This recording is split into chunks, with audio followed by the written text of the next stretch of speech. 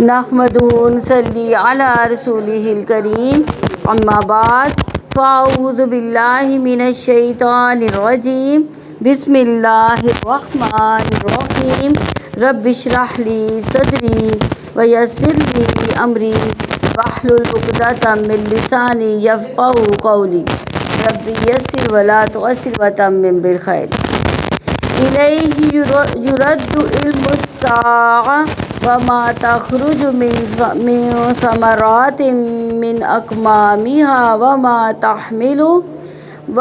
تحمل من انثى ولا تضع الا بعلمه ويوم يناديهم أين شركائي قالوا آذناك ما منا من شهيد وضل عنهم ما كانوا يدعون من قبل وظنوا ما لهم من محيص۔ قیامت کا علم اللہ تعالیٰ ہی کی طرف لوٹایا جاتا ہے، اور نہ کسی قسم کا پھل اپنے شگوفوں سے نکلتا ہے، اور نہ کوئی مادہ حاملہ ہوتی ہے، اور نہ ہی وہ بچہ جنتی ہے مگر اس کے علم سے ہوتا ہے۔ اور جس دن وہ انہیں پکارے گا کہ کہاں ہیں میرے شریک، وہ کہیں گے ہم نے آپ کو صاف بتا دیا ہے کہ ہم میں سے کوئی اس کی گواہی دینے والا نہیں۔ تو یہاں پہ اللہ سبحانہ تعالیٰ کے وسیع علم کا ذکر کیا جا رہا ہے کہ خاص طور پہ ان امور کا ذکر کیا جا رہا ہے کہ جن کا علم اللہ تعالیٰ کے ساتھ خاص ہے، جنہیں اس کے سوا کوئی نہیں جانتا، جن میں سے سب سے پہلے الیہ یرد علم الساعہ، کہ قیامت کا علم اسی کی طرف لوٹایا جاتا ہے، یعنی انبیاء، مرسلین، فرشتے، باقی ساری مخلوق اس بارے میں عاجز ہیں اور اپنی بے بسی کا اقرار کرتے ہیں کہ کسی کو بھی علم نہیں کہ قیامت کب آئے گی۔ اسی طرح جو پھل شگوفوں سے نکلتے ہیں، جن میں تمام درختوں کے پھل ہیں، جو شہروں میں ہیں، جنگلوں میں ہیں، آپ کے گھروں میں لگے ہوئے ہیں، تو کسی بھی درخت پر کوئی بھی پھل جب لگتا ہے تو اس میں سے جو شگوفہ پھوٹتا ہے، اس میں سے آگے پھل نکلتا ہے، پکتا ہے، تو یہ سب کے سب کام کس کو علم ہے ان کاموں کا؟ اللہ تعالیٰ کو۔ اسی طرح کوئی مادہ، کوئی فیمیل حاملہ نہیں ہوتی، چاہے وہ بنی آدم میں سے ہو یا حیوانات میں سے ہو، مگر یہ کہ اللہ تعالیٰ کو پتہ ہوتا ہے۔ اسی طرح کوئی بچہ پیدا نہیں ہوتا، مگر یہ علم بھی کس کو معلوم ہے؟ اللہ تعالیٰ کو۔ یہاں یہ بات کہنے کا مقصد کیا ہے کہ اللہ تعالیٰ کا علم اتنا وسیع ہے کہ اس کے مقابلے میں لوگوں نے اللہ کے مقابل جو ہستیاں قرار دے رکھی ہیں، جو بت ہے، جن ہے، اللہ کے شریک قرار دیتے ہیں، تو وہ سب کیا علم رکھتے ہیں؟ کچھ بھی علم نہیں رکھتے۔ تو جس کے پاس علم ہی نہیں، وہ الہ بننے کا مستحق کیسے ہو سکتا ہے؟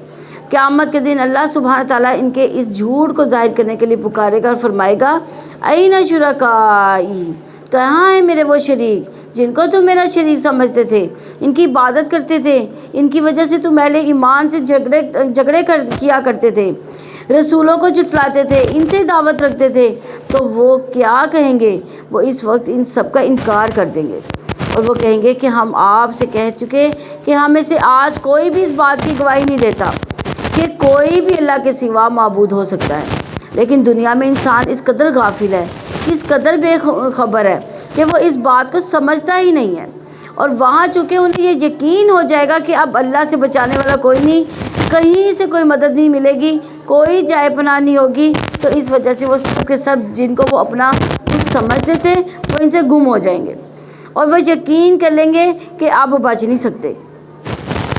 تو یہ بات جو کل قیامت کے دن انسان کہیں گے، جس کا اقرار کریں گے، کاش کہ وہ دنیا میں سمجھے اور آج اس حقیقت سے آگاہ ہو جائیں، اس بات کو سمجھ جائیں، اس نقطے کو سمجھ جائیں کہ اللہ کے سوا کوئی بھی پناہ نہیں لے سکتا، اور نہ ہی عبادت کے کوئی لائق ہے، نہ ہی ہماری کوئی مشکل آسان کر سکتا ہے، نہ ہی ہمارے کسی کوئی کام آ سکتا ہے۔ اور ان میں سے وہ سب گم ہو جائیں گے جنہیں وہ اس سے پہلے پکارا کرتے تھے، اور وہ سمجھ لیں گے کہ ان کے لیے کوئی بھاگنے کی جگہ نہیں۔ انسان بھلائی کی دعا مانگنے سے نہیں تھکتا، اور اگر اسے کوئی تکلیف پہنچ جائے تو وہ انتہائی مایوس، انتہائی نا امید ہو جاتا ہے۔ تو انسان کا عام طور پر کیا حال ہے کہ اٹھتے بیٹھتے اپنے لیے خیر ہی مانگتا رہتا ہے، اپنے لیے، اپنی اولاد کے لیے اور بھلائی کی دعا کرنے سے کبھی نہیں تھکتا۔ یعنی انسان کو جو کچھ بھی مل جائے وہ اس پر قناعت نہیں کرتا، بلکہ چاہتا ہے اس سے آگے اور ملے، اور یعنی چاہے وہ مال ہو، چاہے اولاد ہو، چاہے جاہ منصب ہو، چاہے دنیا کی نعمتیں، ہم سب اگر غور کریں تو اگر ہمارے 10 سال پہلے حالات اس سے کمزور تھے تو اس وقت ہمیں مزید مانگتے اس وقت مانگتے تھے، تو آج اگر ہمارے حالات بہتر ہو گئے تو ہم بھی تب بھی مانگ رہے ہیں اللہ تعالیٰ سے۔ تو انسان کی فطرت میں ہے کہ وہ دنیا کی خیر کے حوالے سے کبھی بھی راضی نہیں ہوتا، وہ مزید مانگتا ہی چلا جاتا ہے۔ اسی لیے نبی صلی اللہ علیہ وآلہ وسلم نے فرمایا اگر ابن آدم کو ایک وادی سونے کی بھر کے دے دی جائے تو وہ دوسری کا خواہش مند ہوگا، اگر دوسری دے دی جائے تو تیسری کا خواہش مند ہو جائے گا، اور ابن آدم کا پیٹ مٹی کے سوا کوئی اور چیز نہیں بھر سکتی، اور اللہ تعالیٰ اس کی توبہ قبول کرتا ہے جو توبہ کرے۔ اور یقیناً اگر ہم مصیبت کے بعد اسے اپنی طرف سے کسی رحمت کا مزہ چکھائیں تو یقیناً وہ ضرور کہے گا کہ یہ میرا حق ہے اور میں نہیں سمجھتا کہ قیامت قائم ہونے والی ہے، اور اگر واقعی مجھے اپنے رب کی طرف پلٹایا گیا تو یقیناً اس کے پاس میرے لیے ضرور بھلائی ہی ہوگی۔ پھر یقیناً ہم ان سب کو جنہوں نے کفر کیا ضرور بتائیں گے جو انہوں نے عمل کیے، اور یقیناً ہم ضرور انہیں سخت عذاب سے چکھائیں گے۔ تو دنیا کی رونقوں میں پھر انسان ایسے غافل اور مدہوش ہو جاتا ہے کہ اپنے آخرت کے انجام کو بھول جاتا ہے اور سمجھتا ہے کہ یہ اگر یہاں مل گیا تو وہاں بھی کیوں نہیں ملے گا مجھے۔ تو یہاں انسان کی دو کبھی قسم کی صفات کا ذکر کیا جا رہا ہے کہ اگر اسے تکلیف پہنچتی ہے تو کیا ہوتا ہے، وہ مایوس ہو جاتا ہے، اور اگر انسان کو کوئی نعمت ملتی ہے تو یعنی خوشحالی پہنچتی ہے تو بھول جاتا ہے کہ انعام کس نے دیا ہے، تو وہ خود تکبر کرنے لگتا ہے، کہتا ہے کہ میں اس کا حقدار تھا۔ اور پھر یہ صفات اللہ نے ان لوگوں کو بتائی جو قیامت کو جھٹلاتے ہیں، یعنی اللہ کا انکار کرتے ہیں۔ آخرت کا انکار انسان کے اندر ایسی بد اخلاقی پیدا کرتا ہے، لیکن جو مومن ہوتا ہے وہ ہر حال میں اللہ تعالیٰ کی طرف رجوع کرتا ہے، حالات کی تنگی سے مایوس نہیں ہوتا۔ اور جب ہم انسان پر انعام کرتے ہیں تو وہ منہ موڑ جاتا ہے اور اپنا پہلو پھیر لیتا ہے، اور جب اسے تکلیف پہنچتی ہے تو لمبی چوڑی دعائیں کرنے والا بن جاتا ہے۔ تو یعنی پھر وہ اپنی دولت کو، دنیا کی خوشحالی نعمتوں کو انجوائے کرنے کی طرف لگتا ہے اور میں مصروف ہو جاتا ہے جب اس کو خوشحالی ملتی ہے، دولت ملتی ہے۔ اور یہ ہم سب کا حال ہے کسی نہ کسی درجے میں۔ تکلیف کے وقت ہم جس طرح اللہ کو پکارتے اس طرح خوشحالی میں نہیں پکارتے۔ آپ کہہ دیں تمہارا کیا حال ہے، اگر یہ قرآن اللہ تعالیٰ کی جناب سے ہوا پھر بھی تم نے اس کا انکار کیا تو اس شخص سے زیادہ گمراہ کون ہوگا جو انتہا درجے کی مخالفت میں ہو، کیونکہ قرآن تو کتاب ہدایت ہے، اور اگر کوئی شخص اس کو ہی نہیں مانتا تو پھر اس کا کیا حال ہوگا۔ وہ گمراہی میں ہی بھٹکتا پھرے گا اور وہاں تک گمراہی میں جائے گا جہاں سے واپسی کا کوئی راستہ نہ ہوگا، اور کسی ذریعے سے اس کو ہدایت نہیں ملے گی، کیونکہ جو ہدایت کا سرچشمہ تھا یہ ایسا ہی ہے کہ جیسے کسی انسان کو پیاس لگے اور پانی کا جو چشمہ ہے اس کے سامنے اس کو چھوڑ کر آگے نکل جائے اور آگے کہیں پانی نہ ملے، پھر وہ پیاس سے ہی مر جائے، نہیں تو کیا ہوگا؟ جلدی ہم انہیں اپنی نشانیاں دکھائیں گے دنیا کے کناروں میں بھی اور ان کی اپنی جانوں میں بھی، یہاں تک کہ ان پر ظاہر ہو جائے گا کہ یقیناً وہ حق ہے، اور کیا آپ کے رب کے بارے میں یہی بات کافی نہیں کہ یقیناً وہ ہر چیز پر گواہ ہے۔ یعنی اللہ سبحانہ و تعالیٰ اپنی وحدانیت کی علامتیں یہاں پہ اور نشانیاں کائنات کی اور یعنی آسمانوں کے کناروں پر بھی اور خود انسان کے اپنے وجود کے اندر بھی دکھائے گا کہ یہ سب کچھ خود سے خود نہیں بنا، بلکہ اس کو بنانے والا کوئی ہے، اور وہ کون ہے؟ رب کریم کی ذات ہے۔ سنو یقیناً وہ اپنے رب کی ملاقات سے شک میں ہے، سنو یقیناً وہ ہر چیز کا احاطہ کرنے والا ہے۔ یعنی یہ جو بات ہے کہ اپنے رب کی ملاقات میں شک میں پڑے ہوئے ہیں، ہم سب بھی اپنے آپ سے پوچھیں کہ کیا ہمیں یہ یقین ہے کہ ہم ایک دن اللہ تعالیٰ کے سامنے کھڑے ہونا ہے، اور کیا ہم اس کے لیے دعائیں کرتے ہیں کیا کہ یا اللہ وہ ملاقات بہت خوشگوار ہو جائے۔ آپ دیکھیں دنیا میں اگر آپ کو کسی سے ملاقات کرنی ہو آپ کے دل کے اندر کیسے جذبات ہوں گے، اور آپ کی پسندیدہ شخصیت بھی ہو کیسی کیفیات ہوگی آپ کے دل کے اندر، اور خصوصاً اگر آپ کی کوئی محبوب ہستی ہو دنیاوی اعتبار سے اس کا کوئی بہت درجہ بھی اونچا ہو، تو اس کے لیے آپ کیا تیاری کریں گے؟ فکر کریں گے نا، دعائیں مانگیں کہ اللہ کرے سب ٹھیک ہو جائے سارا کچھ۔ تو اگر ہمیں اپنے رب سے ملاقات کا یقین ہے تو اس کے لیے ہم کتنا فکر مند ہیں۔ وہ ملاقات اچھی ہو، خوشگوار ہو، ہمیں بہت محبوب ہے۔ اس کے لیے دعائیں کرنی چاہیے کہ یا اللہ جب میں آپ سے ملوں تو آپ مجھ سے راضی ہو جائیں اور میں آپ کو دیکھ کر خوش ہو جاؤں، یعنی اس وقت اللہ تعالیٰ ناراض نہ ہو ہمارے ساتھ، اور ہمارے اندر ایسا خوف نہ ہو کہ ہم مایوس ہو جائیں۔ لیکن جو شخص ملاقات کا یقین رکھتا ہے پھر وہ اس کے لیے تیاری کرتا ہے، کیونکہ جو ملاقات کی تیاری نہیں کرتا یہ تو وہ ناسمجھی کی علامت ہے اس کی۔ عمر بن عبدالعزیز ممبر پر چڑھے، پھر اللہ کی حمد و ثنا بیان کی، پھر کہا اما بعد، اے لوگو، میں نے کسی نئے حکم کو جاری کرنے کے لیے تمہیں جمع نہیں کیا، لیکن میں نے اس معاملے میں غور کیا ہے جس کی طرف تم لوٹ کر جانے والے ہو، جس سے تمہاری ملاقات ہونے والی ہے۔ پھر انہوں نے کہا کہ میں جان چکا ہوں کہ اس حکم کی تصدیق کرنے والا احمق ہے اور اس کی تکذیب کرنے والا ہلاک ہونے والا ہے۔ بس اتنا کہہ کر وہ ممبر سے اتر گئے۔ تو ان کا یہ کہنا کہ اس کی تصدیق کرنے والا، اس اللہ سے ملاقات ہوگی کہنے والا احمق ہے، تو اس کا کیا مطلب ہے؟ جس کو یہ یقین ہے کہ اللہ تعالیٰ سے ملاقات ہونی ہے تو وہ کیسے احمق کیسے ہو سکتا ہے وہ؟ یعنی جو تصدیق کرتا ہے پھر اسے چاہیے کہ اس جیسا عمل بھی کرے، اتنی تیاری بھی کرے، یعنی جس درجے کی ہستی سے ملاقات ہے پھر اس طرح کی تیاری بھی مطلوب ہے، لیکن وہ ویسا عمل نہیں کرتا اور نہ ہی سے ڈرتا ہے، نہ ہی اس کی ہولناکی سے خوف کھاتا ہے، حالانکہ وہ اس کی تصدیق بھی کرتا ہے، اس کے واقعہ ہونے کا یقین بھی رکھتا ہے، اس کے باوجود اپنے کھیل اور غفلت، خواہشات اور گناہوں میں اڑا بیٹھا ہے۔ تو اس اعتبار سے وہ احمق ہے، اور لغت میں احمق وہ ہوتا ہے جس کی عقل کمزور ہوتی ہے۔ تو اس سے کیا پتہ چلتا ہے کہ سمجھدار اور عقل مند کون پھر ہوا؟ کہ جو اللہ کی ملاقات کا یقین بھی رکھتا ہے، پھر اس کی تیاری بھی کرتا ہے عمل کر کے، اور اس کے لیے چھوٹے چھوٹے بھی عمل جو ہوتے ہیں اس پر بھی عمل کر جاتا ہے کہ یا اللہ یہ عمل بھی صرف اور صرف تیرے لیے کیے ہیں، تاکہ تو اس دن مجھے دیکھے تو مجھے بخش دے، مجھ سے راضی ہو جائے۔ کیونکہ بہت دفعہ ہم نیک کرتے بھی ہیں، عمل کرتے بھی ہیں، نیک کام کرتے بھی ہیں، اور کر کے پھر احسان جتلا دیتے ہیں اور کر کے اس کو ضائع کر دیتے ہیں۔ تو جو شخص اللہ تعالیٰ کے لیے کرتا ہے وہ ہر حال میں مطمئن راضی ہوتا ہے، اور جس کے لیے میں نے کیا اس نے دیکھ لیا۔ سورہ شورى مکی ہے، اس میں 53 آیات اور 5 رکوع ہیں۔ اللہ تعالیٰ کے نام سے جو وسیع رحمت والا، نہایت رحم والا ہے۔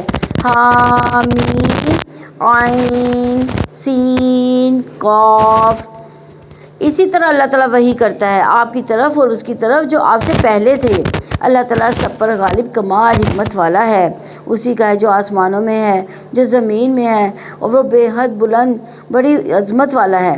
قریب ہے کہ آسمان اپنے اوپر سے پھٹ پڑے اور فرشتے اپنے رب کی حمد کے ساتھ تسبیح کرتے ہیں، اور جو زمین میں ان کے لیے بخشش کی دعا کرتے ہیں۔ سن لو، یقینا اللہ تعالیٰ بے حد بخشنے والا، نہایت رحم والا ہے۔ اور جن لوگوں نے اللہ تعالیٰ کے سوا دوسروں کو کارساز بنا لیا، اللہ تعالیٰ ان پر نگران ہے اور آپ ان پر کوئی ذمہ دار نہیں۔ اور ہم نے اسی طرح آپ کی طرف عربی قرآن وحی کیا ہے تاکہ آپ بستیوں کے مرکز یعنی مکہ اور اس کے ارد گرد رہنے والوں کو خبردار کر دیں اور جمع ہونے کے دن سے ڈرائیں جس میں کوئی شک نہیں، ایک گروہ جنت میں، دوسرا گروہ بھڑکتی ہوئی آگ میں ہوگا۔ اور اگر اللہ تعالیٰ چاہتا تو ضرور ان سب کو ایک ہی امت بنا دیتا، لیکن وہ جس کو چاہتا ہے اپنی رحمت میں داخل کرتا ہے۔ ظالموں کا نہ کوئی کارساز ہے نہ کوئی مددگار۔ کیا انہوں نے اللہ تعالیٰ کے سوا دوسرے کارساز بنا رکھے ہیں؟ پھر اللہ تعالیٰ ہی کارساز ہے، اور وہی مردوں کو زندہ کرے گا، وہی ہر چیز پر پوری قدرت رکھنے والا ہے۔ اور جس بات میں تم کچھ بھی اختلاف کرو تو اس کا فیصلہ اللہ تعالیٰ ہی کے سپرد ہے۔ وہی اللہ تعالیٰ میرا رب ہے، اسی پر میں نے بھروسہ کیا، اسی کی طرف میں رجوع کرتا ہوں۔ اور دنیا میں آپ دیکھیں کہ ہر موضوع اور ہر ٹاپک میں لوگوں کا باہم اختلاف ہوتا ہے، وہ چاہے مذہب ہو، پولیٹکس ہو، فنانس ہو، کوئی بھی چیز ہو، اس میں لوگوں کے خیالات، نظریات مختلف ہوتے ہیں۔ دنیاوی امور میں بھی اختلاف ہوتا ہے، ختم ہو جاتا ہے، لیکن دین کے معاملے میں جو اختلاف ہوتا ہے اس کا اصل فیصلہ تو اللہ کرے گا۔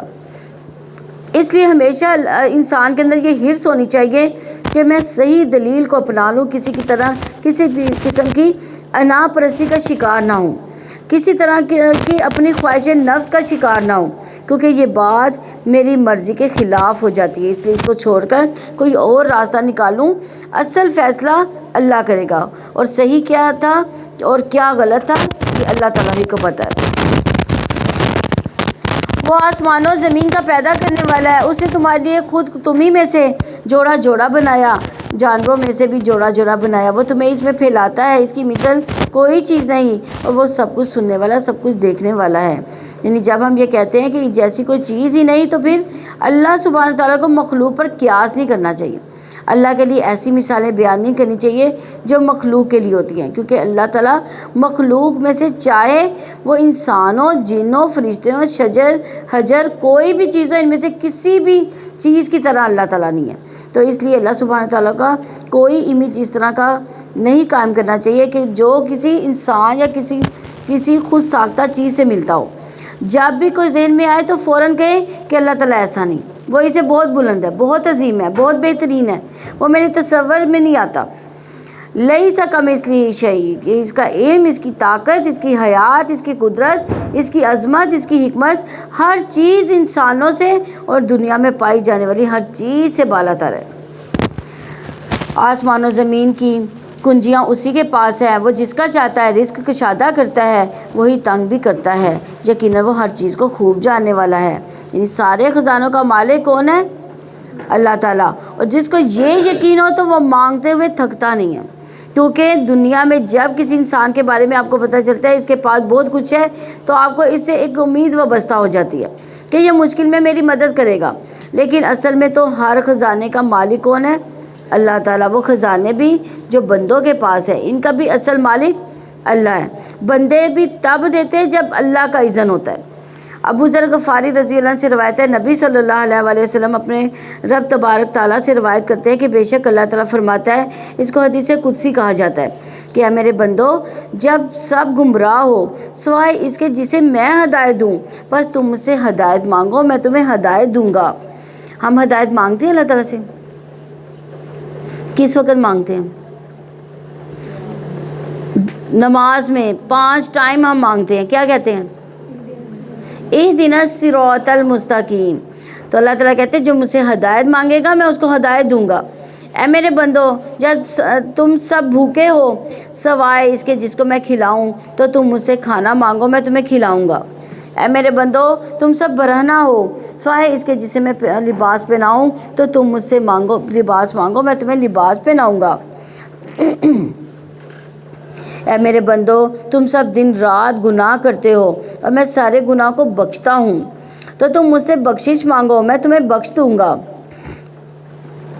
اے میرے بندو، اگر تمہارے اولین اور آخرین جن اور انس ایک ساتھ چٹیل میدان میں کھڑے ہو کر مجھ سے مانگنے لگے اور میں ہر ایک کو جو وہ مجھ سے مانگے عطا کر دوں، تو پھر بھی میرے خزانوں میں کمی نہیں ہوگی، مگر جتنی سمندر میں سوئی ڈال کر نکالنے کے بعد اس کو پانی لگتا ہے اتنی، تو وہ کیا کمی ہوتی ہے؟ کچھ بھی نہیں۔ تو سوئی کے ساتھ کیا لگتا ہے؟ کچھ بھی نہیں لگتا۔ تو اس سے کیا پتہ چلتا ہے کہ چاہے مادی خزانے ہو، ہدایت کے ہوں، ضروریات پوری کرنے کے لیے ہو، انسان جن چیزوں کا انسان محتاج ہے، ہر چیز اللہ تعالیٰ کے پاس ہے۔ اس لیے ہر چیز کس سے پھر مانگنی چاہیے؟ اللہ سے۔ پہلا خیال اسی کا آنا چاہیے۔ صحابہ کرام کا جوتے کا تسمہ بھی ٹوٹتا تھا تو وہ اللہ تعالیٰ سے مانگتے تھے۔ جب اللہ سے ہم مانگ لیتے ہیں تو وہ کسی بندے کے دل میں خیال ڈال دیتا ہے کہ جاؤ اس بندے کی مدد کرو، اس طرح ضروریات پوری ہو جاتی ہیں۔ لیکن بندہ جو بندوں سے مانگتا ہے تو ذلیل و خوار ہوتا ہے، ان کی نگاہوں میں گر جاتا ہے۔ جب اللہ سے مانگتا ہے تو کیا ہوتا ہے؟ عزت اس کی بڑھ جاتی ہے اور اس کی محبت بھی وہ پھر پاتا ہے اللہ تعالیٰ سے۔ اس نے تمہارے لیے دین کا وہی طریقہ مقرر کیا ہے جس کا تاکیدی حکم اس نے نوح کو دیا، اور جس کی وحی ہم نے آپ کی طرف کی ہے، اور جس کا تاکیدی حکم ہم نے ابراہیم اور موسیٰ اور عیسیٰ کو دیا تھا کہ دین کو قائم کرو، اس میں تفرقہ نہ ڈالو۔ مشرکین پر بہت گرا ہے جس کی طرف آپ انہیں دعوت دیتے ہیں۔ اللہ تعالیٰ اپنے لیے چن لیتا ہے جس کو چاہتا ہے اور اپنی طرف اس کو راستہ دکھاتا ہے جو رجوع کرتا ہے۔ یعنی دین کے جو عقائد ہیں ان میں تمام انبیاء میں اتحاد تھا۔ بنیادی عقائد سارے انبیاء کے یہاں ایک ہی طرح کے تھے، یعنی اصول برابر کے تھے، ان کا آپس میں مضبوط رشتہ بھی تھا۔ محمد صلی اللہ علیہ وسلم نے فرمایا تمام انبیاء علیہ السلام باپ شریک بھائی ہیں، ان کی مائیں مختلف ہیں، ان کا دین ایک ہی ہے، اور ہمارے درمیان کوئی اور نبی نہیں ہے۔ یعنی نبوت سے جڑی ہوئی ہے، یعنی جس کو اللہ نے نبی بنایا بس وہی ہے۔ تو شریعتیں مختلف ہیں لیکن اصل دین عقائد ایک ہی طرح کے ہیں، اور یہی جو ایک دین ہے یعنی توحید کا دین، توحید کی دعوت۔ کابر علی المشرکین ما تدعوہم الیہ، یہ مشرکین پر بڑی بھاری گزرتی ہے جس کی طرف آپ ان کی دعوت دیتے ہیں، یعنی توحید سے مشرکین، ابلیس اور اس کے لشکروں کو اور اس کے فالوورز سب کا دل تنگ پڑتا ہے۔ یعنی جب ایک اللہ کی طرف لوگوں کو بلایا جاتا ہے تو غیر اللہ سے جڑے ہوئے ہوتے ہیں تو وہ سخت ناراض ہو جاتے ہیں اور غضبناک ہو جاتے ہیں۔ تو انہوں نے آپس میں تفرقہ نہیں کیا مگر اس کے بعد کہ ان کے پاس علم آ گیا آپس کی ضد کی وجہ سے، اور اگر آپ کے رب کی طرف سے ایک بات مدت مقرر تک طے نہ ہوتی تو ضرور ان کے درمیان فیصلہ کر دیا جاتا، اور یقیناً جن لوگوں کو ان کے بعد کتاب کا وارث بنایا گیا وہ اس کے بارے میں بے چین کرنے والے شک میں ہیں۔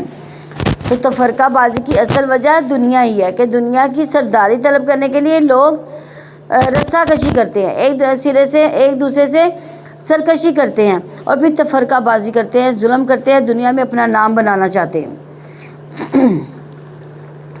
چنانچہ آپ اسی کی طرف دعوت دیں اور مضبوطی سے قائم رہیں جیسے آپ کو حکم دیا گیا ہے، ان کی خواہشات کی پیروی نہ کریں، اور آپ کہتے ہیں کہ اللہ تعالیٰ جو کتاب نازل کی میں اس پر ایمان لایا اور مجھے حکم دیا گیا کہ میں تمہارے درمیان انصاف کروں۔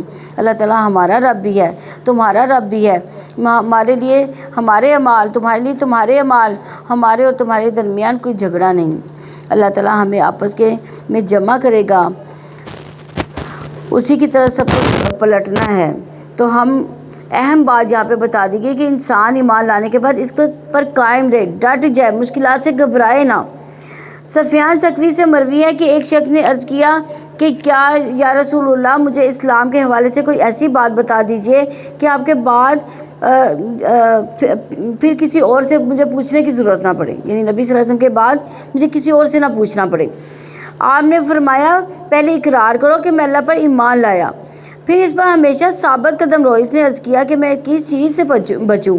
آپ نے اپنی زبان کی طرف اشارہ کیا کہ زبان کو روک کے رکھو، اور ہم تو زبان بہت زیادہ چلاتے ہیں، کسی کو گالیاں نکالنی ہو تو ہم تو دڑا دڑ نکالتے ہیں، کسی کو برا بھلا کہنا ہو تو دڑا دڑ کہتے ہیں۔ تو اس سے پتہ چلتا ہے کہ ایمان لانے کے بعد اہم ترین چیز کیا ہے کہ پھر اس کو مینٹین کیا جائے، اس پر قائم رہا جائے۔ مشکلات کی وجہ سے، لوگوں کو تنقید کی وجہ سے گھبرا کر انسان پیچھے نہ ہٹے۔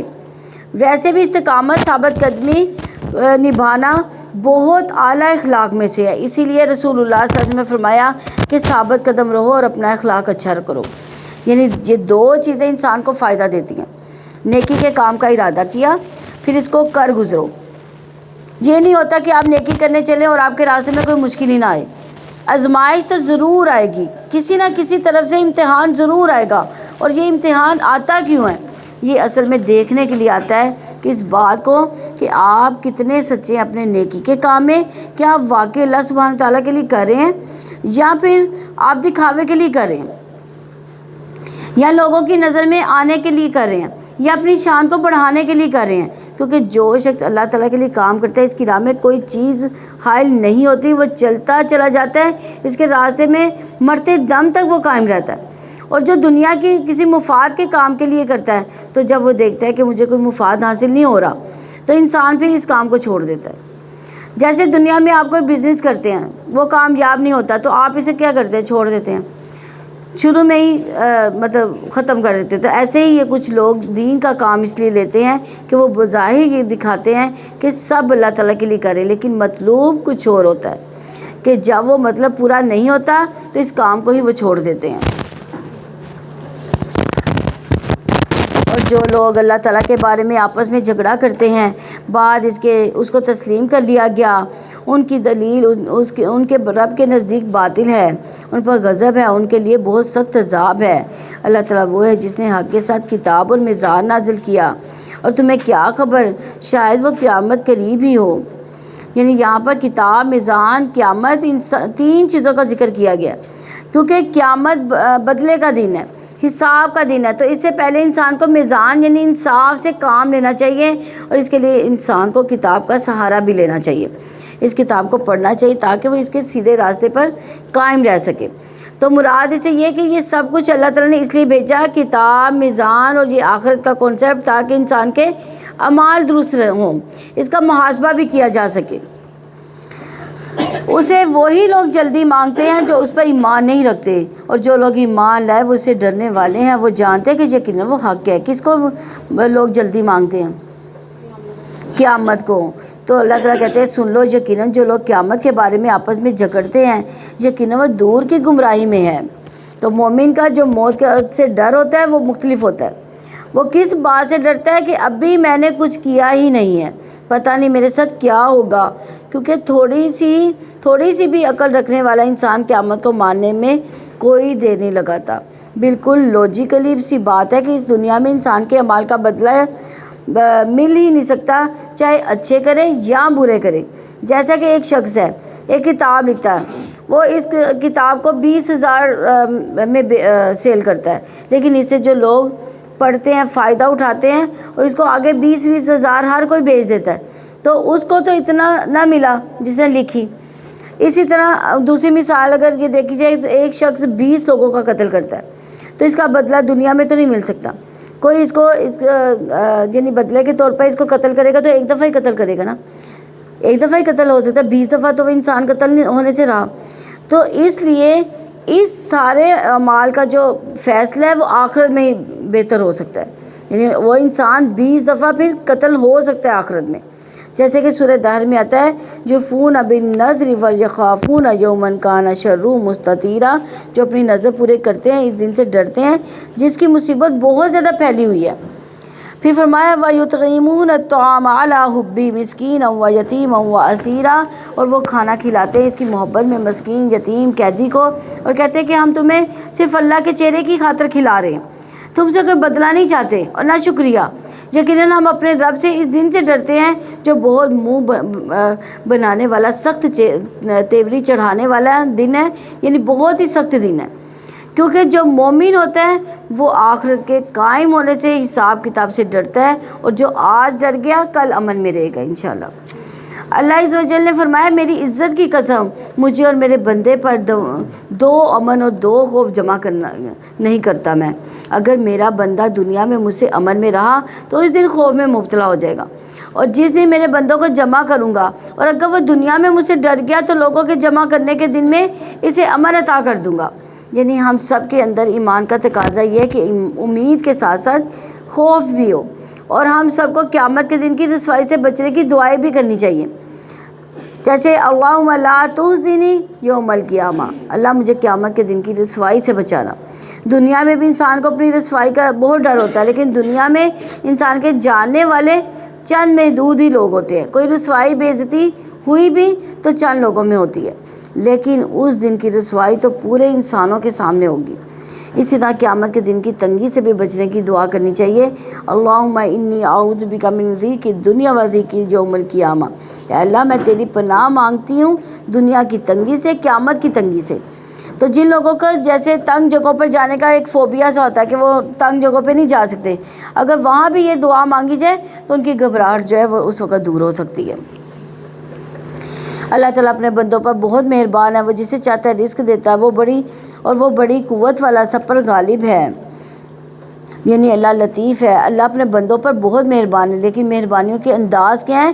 اس سے مراد ہے کہ اللہ تعالیٰ وہ ذات ہے جو تھوڑے عمل کو قبول کر کے بہت بڑی جزا دیتا ہے۔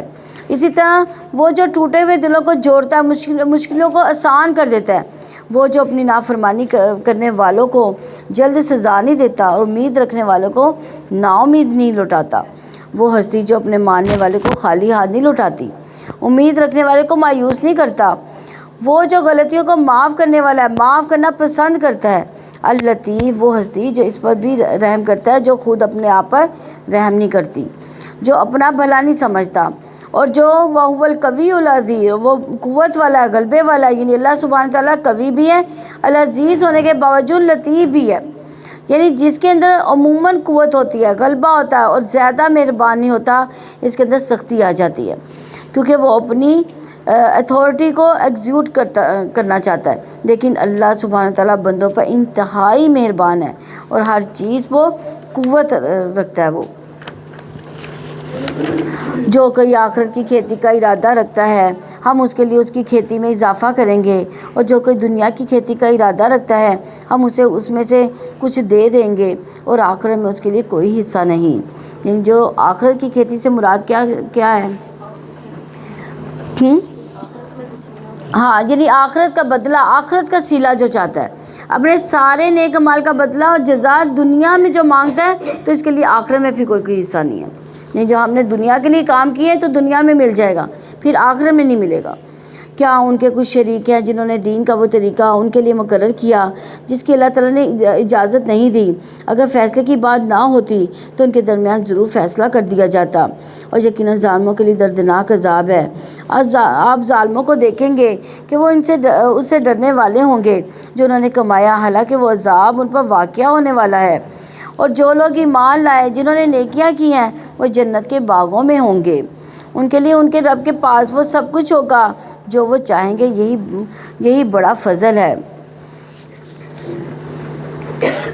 یہ ہے وہ چیز جس کی خوشخبری اللہ تعالیٰ اپنے ان بندوں کو دیتا ہے جو ایمان لائے، جنہوں نے نیکیاں کی ہیں۔ آپ کہہ دیں میں اس کام پر تم سے کوئی اجرت نہیں مانگتا سوائے رشتہ داری کی وجہ سے دوستی کی، اور جو کوئی بھلائی کمائے گا ہم اس کے لیے اس بھلائی میں خوبی کا اضافہ کر دیں گے۔ یقیناً اللہ تعالیٰ بے حد بخشنے والا نہایت قدردان ہے۔ تو ہمیں فکر کرنی چاہیے نیک عمل کرنے کی، جو نیک عمل پتہ چلتا جائے اس پر عمل کرتے چلے جائیں۔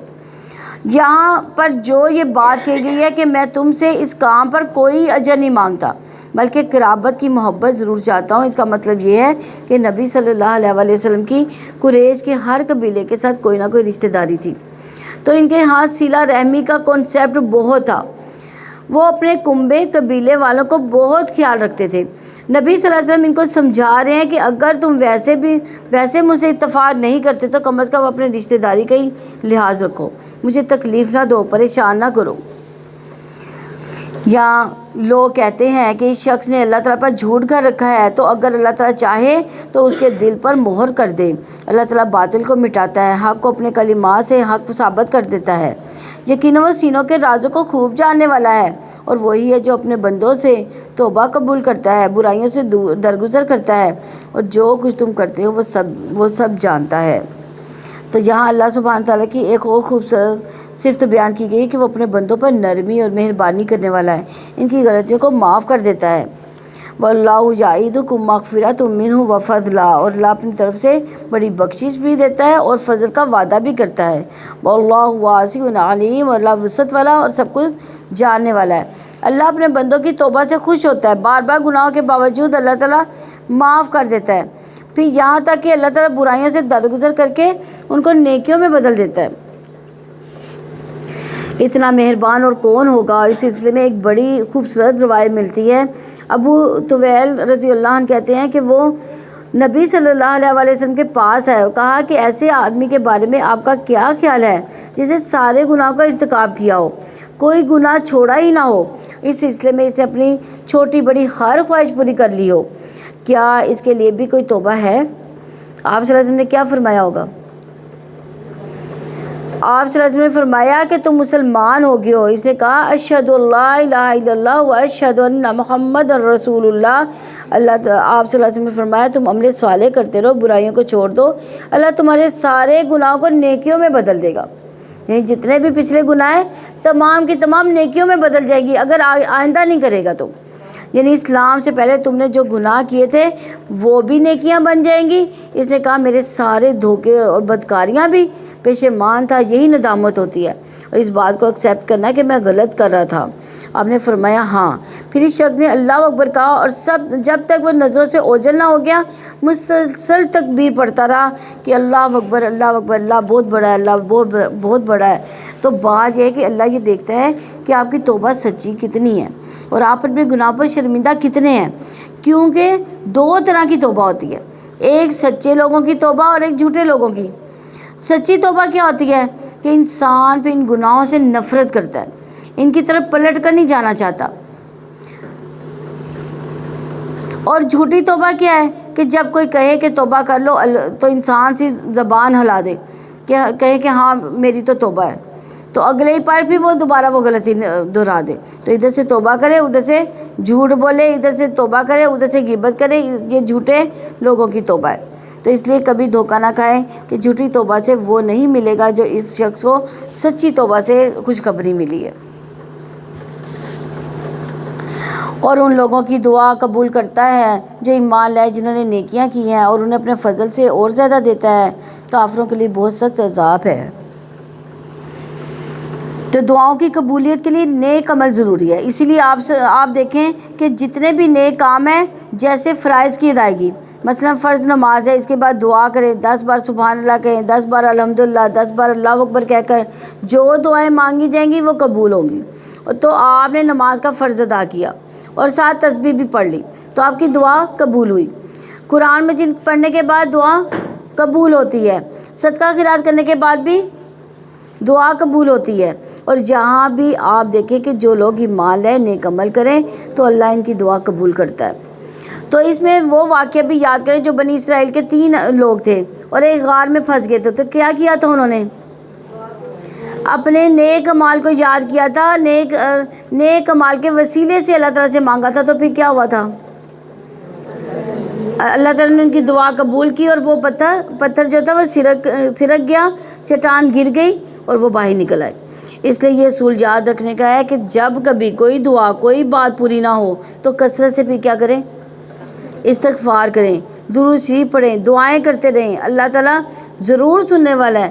بس مایوس نہ ہو, اور قبولیت یا تو فوراً ہو جاتی ہے یا آخرت کے لیے رکھ دی جاتی ہے, یا اس سے پہلے کوئی چیز دے دی جاتی ہے. ہم مانگ کچھ رہے ہوتے ہیں اور ہمیں کچھ اور مل جاتا ہے, اور جو ہمیں اس سے بھی زیادہ بہتر کام آنے والا ہوتا ہے. اور پھر یہاں یہ بھی خوشخبری دے دی گئی ہے کہ وہ اپنے فضل سے اور زیادہ بھی دیتا ہے. یعنی اللہ اپنے بندے کو صرف اتنا نہیں دیتا جتنی وہ دعا مانگ رہا ہوتا ہے, بلکہ وہ اس سے بھی زیادہ دے دیتا ہے. آپ دیکھیے ہمارے پاس آج تک جو کچھ بھی ہے, جو کچھ ہم استعمال کر چکے, یہ سب کچھ ہم نے مانگا تھا. زیادہ تر تو وہ بن مانگے ہی ہمیں دے دیا گیا. تو اللہ تعالیٰ جو بن مانگے بھی دیتا ہے, اور یہ اس کا فضل ہوتا ہے. لیکن اللہ تعالیٰ ایک لمٹ تک ہی سب کو دیتا ہے. کیوں؟ اس کی وجہ آگے بتا دی گئی. اس لیے فرمایا, اور اگر اللہ تعالیٰ اپنے بندوں کا رزق شادہ کر دیتا تو وہ زمین میں سرکش ہو جاتے, لیکن وہ ایک اندازے سے نازل کیا کرتا ہے جو وہ چاہتا ہے. یقین وہ اپنے بندوں سے خوب باخبر, خوب دیکھنے والا ہے. یعنی اگر اللہ تعالیٰ سب کو وافر رزق دے دیتا تو پھر کیا ہوتا؟ زمین پر سارے ہی سرکشی کرتے. یعنی بعض اوقات ہم بہت کچھ مانگ رہے ہوتے ہیں تو اللہ تعالیٰ ہمیں نہیں دیتا, کیونکہ وہ اس کا یہ مطلب ہے کہ وہ ہمیں سنبھالنا چاہتا ہے, ہماری آخرت کو خراب نہیں کرنا چاہتا. تو اللہ فضل فرماتا ہے, اس لیے ہم سے وہ رزق کو روک لیتا ہے. رزق تنگ ہو یا کشادہ, یہ اللہ کی حکمت میں مبنی ہے. یعنی اللہ بندے کی حالت کو جانتا ہے کہ اگر اس پر رزق میں فراق کر دیا تو یہ کس خرابی میں مبتلا ہو جائے گا. اور اسی طرح بعض کا بندے کی اصلاح کے لیے اسے دنیا کو لپیٹ دیا جاتا ہے. تو رزق کی تنگی نہ ذلت کا سبب ہے, نہ رزق کی فراغی جو فضیلت کا سبب ہے. لیکن فضیلت کا سبب کیا چیز ہے؟ تقوی ہے. کون اللہ تعالیٰ سے کتنا ڈرتا ہے, کون گناہوں سے کتنا بچتا ہے, یہ اصل میں فضیلت کا باعث ہے. اور وہ یہ جو لوگوں کے مایوس ہو جانے کے بعد بارش برساتا ہے اور اپنی رحمت پھیلا دیتا ہے, وہی مدد کرنے والا تمام تعریفوں کے لائق ہے. اور اس کی نشانیوں میں آسمان اور زمین کی پیدائش ہے, اور جو اس نے ان دونوں میں کوئی بھی جاندار پھیلا دیے ہیں, اور وہ جب چاہے انہیں جمع کرنے پر پوری طرح قدرت رکھنے والا ہے. اور جو مصیبت تمہیں پہنچتی ہے تو اس وجہ سے ہے کہ تمہارے ہاتھوں نے کمایا, اور وہ بہت سے قصوروں سے درگزر کرتا ہے. یعنی یہ بھی یاد رکھنے کی بات ہے کہ تمہیں جو مصیبت آتی ہے تمہاری اپنی غلطیوں کی وجہ سے آتی ہے, اور ہم ہرگز زمین میں عاجز کر دینے والے نہیں ہو, اور تم ہرگز زمین میں عاجز کر دینے والے نہیں ہو. تمہارے لیے اللہ تعالیٰ کے سوا نہ کوئی دوست ہے نہ ہی کوئی مددگار. اور اس کی نشانیوں میں سے ہے یہ جہاز جو سمندر میں پہاڑوں کی طرح ہے. اگر وہ چاہے تو ہوا کو ساکن کر دے تو سمندر کی سطح پر ہی کھڑے رہ جائیں. یقیناً ان میں ہر بہت صبر کرنے والے, بہت شکر گزار کے لیے نشانیاں ہیں. تو خوف میں صبر, نجات میں شکر. جہاں وہ انہیں تباہ کر دے، اس کی وجہ سے جو انہوں نے کمایا بہت سے لوگوں کو معاف کر دے، یعنی ان کے گناہوں کے باوجود ان کی کشتیاں اللہ تعالیٰ ڈبوتا نہیں ہے۔ اور جو لوگ ہماری آیات میں آپس میں جھگڑے کرتے ہیں وہ جانتے ہیں کہ ان کے بھاگنے کی کوئی جگہ نہیں، چنانچہ جو چیز تمہیں دے دی گئی ہے وہ تو محض دنیا کی زندگی کا معمولی ساز و سامان ہے، اور جو اللہ تعالیٰ کے پاس ہے وہ بہتر ہے اور زیادہ باقی رہنے والا ہے ان لوگوں کے لیے جو ایمان لائے اور وہ اپنے رب پر توکل کرتے ہیں۔ یعنی تم نے کچھ دعائیں مانگی، وہ آخرت کے لیے اللہ تعالیٰ جمع کر لیں گے اور زیادہ بہتر صلے کے طور پر وہ دعائیں ملیں گی۔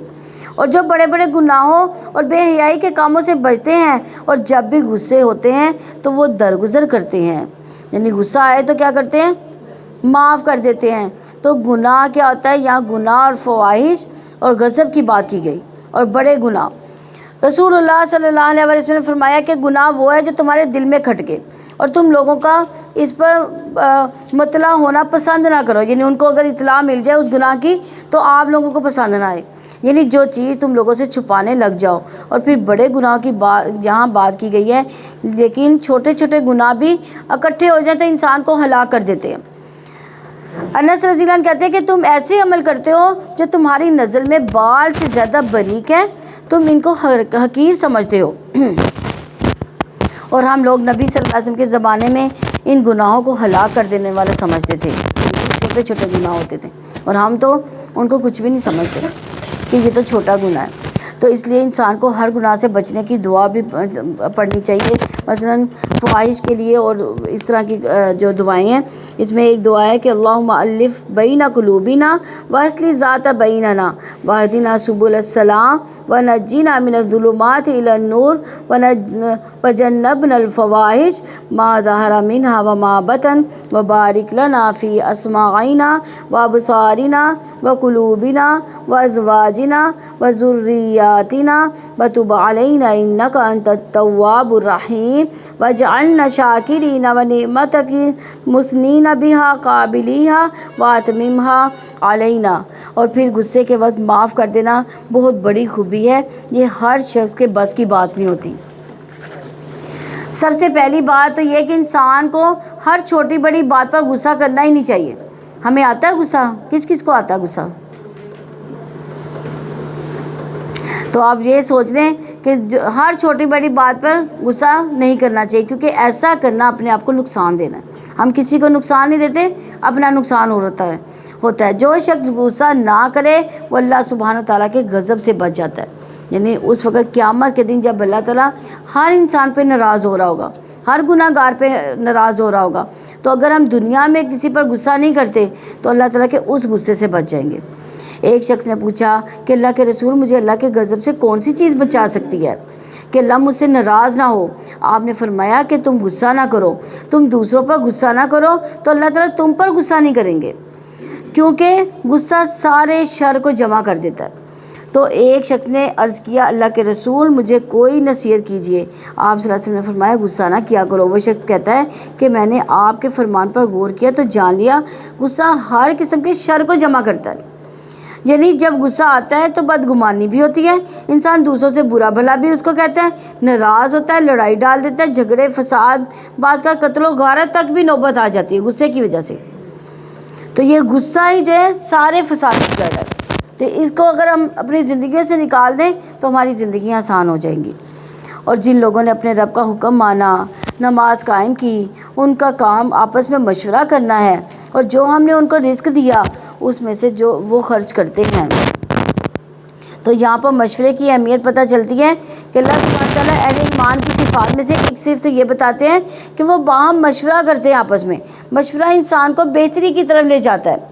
حسن کہتے ہیں اللہ کی قسم جب کسی قوم نے مشورے کا طریقہ اختیار کیا تو جو کچھ اس کے پاس موجود ہے اس میں سے سب سے بہتر چیز کی طرف اس کی رہنمائی کی گئی۔ اور پھر انہوں نے اسی آیت کی تلاوت کی۔ خود نبی صلی اللہ علیہ وسلم کی زندگی میں ہم دیکھتے ہیں کہ آپ اپنے صحابہ سے، اپنے قریبی ساتھیوں سے مشورہ کرتے تھے۔ ابن عمر رضی اللہ عنہ کہتے ہیں کہ مسلمان جب مدینہ آئے تو نماز کے وقت کا اندازہ کر کے جمع ہوتے تھے، یعنی سورج کے ڈھلنے وغیرہ کو دیکھ کر اس وقت نماز کے لیے اعلان نہیں ہوتا تھا، یعنی یہ اذان کا جو سسٹم آج کل ہے وہ نہیں تھا۔ تو ایک دن مسلمانوں نے اس بارے میں گفتگو کی کہ کچھ سوچنا چاہیے کہ اعلان ہو نماز کا۔ بعض نے کہا کہ عیسائیوں کی طرح ناقوس بنا لو، بعض نے کہا یہودیوں کی طرح بغل بنا لو، ایک نے کہا سرنگا بنا لو۔ حضرت عمر رضی اللہ عنہ نے کہا کہ تم ایک ایسا آدمی کیوں مقرر نہیں کر لیتے جو نماز کی اطلاع دے؟ تو رسول اللہ صلی اللہ علیہ وسلم نے فرمایا اے بلال اٹھو اور نماز کے لیے پکارو۔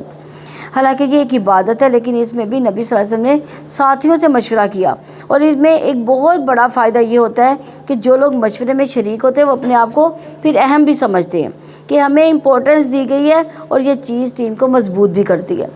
اور اسی طرح جتنے لوگ مشورہ دینے میں شامل ہوتے ہیں ان کے اندر ایک مضبوط احساس ذمہ داری پیدا ہو جاتا ہے کہ ہمیں اس کام کو مل کر نبھانا بھی ہے، لوگوں کے اندر موٹیویشن کا لیول بھی لانا ہے۔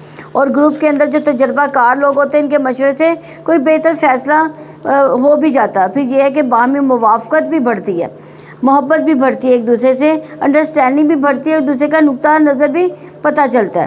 سب کا مشورہ لینے کے بعد جو فیصلہ کیا جاتا ہے وہ زیادہ بہتر فیصلہ ہوتا ہے۔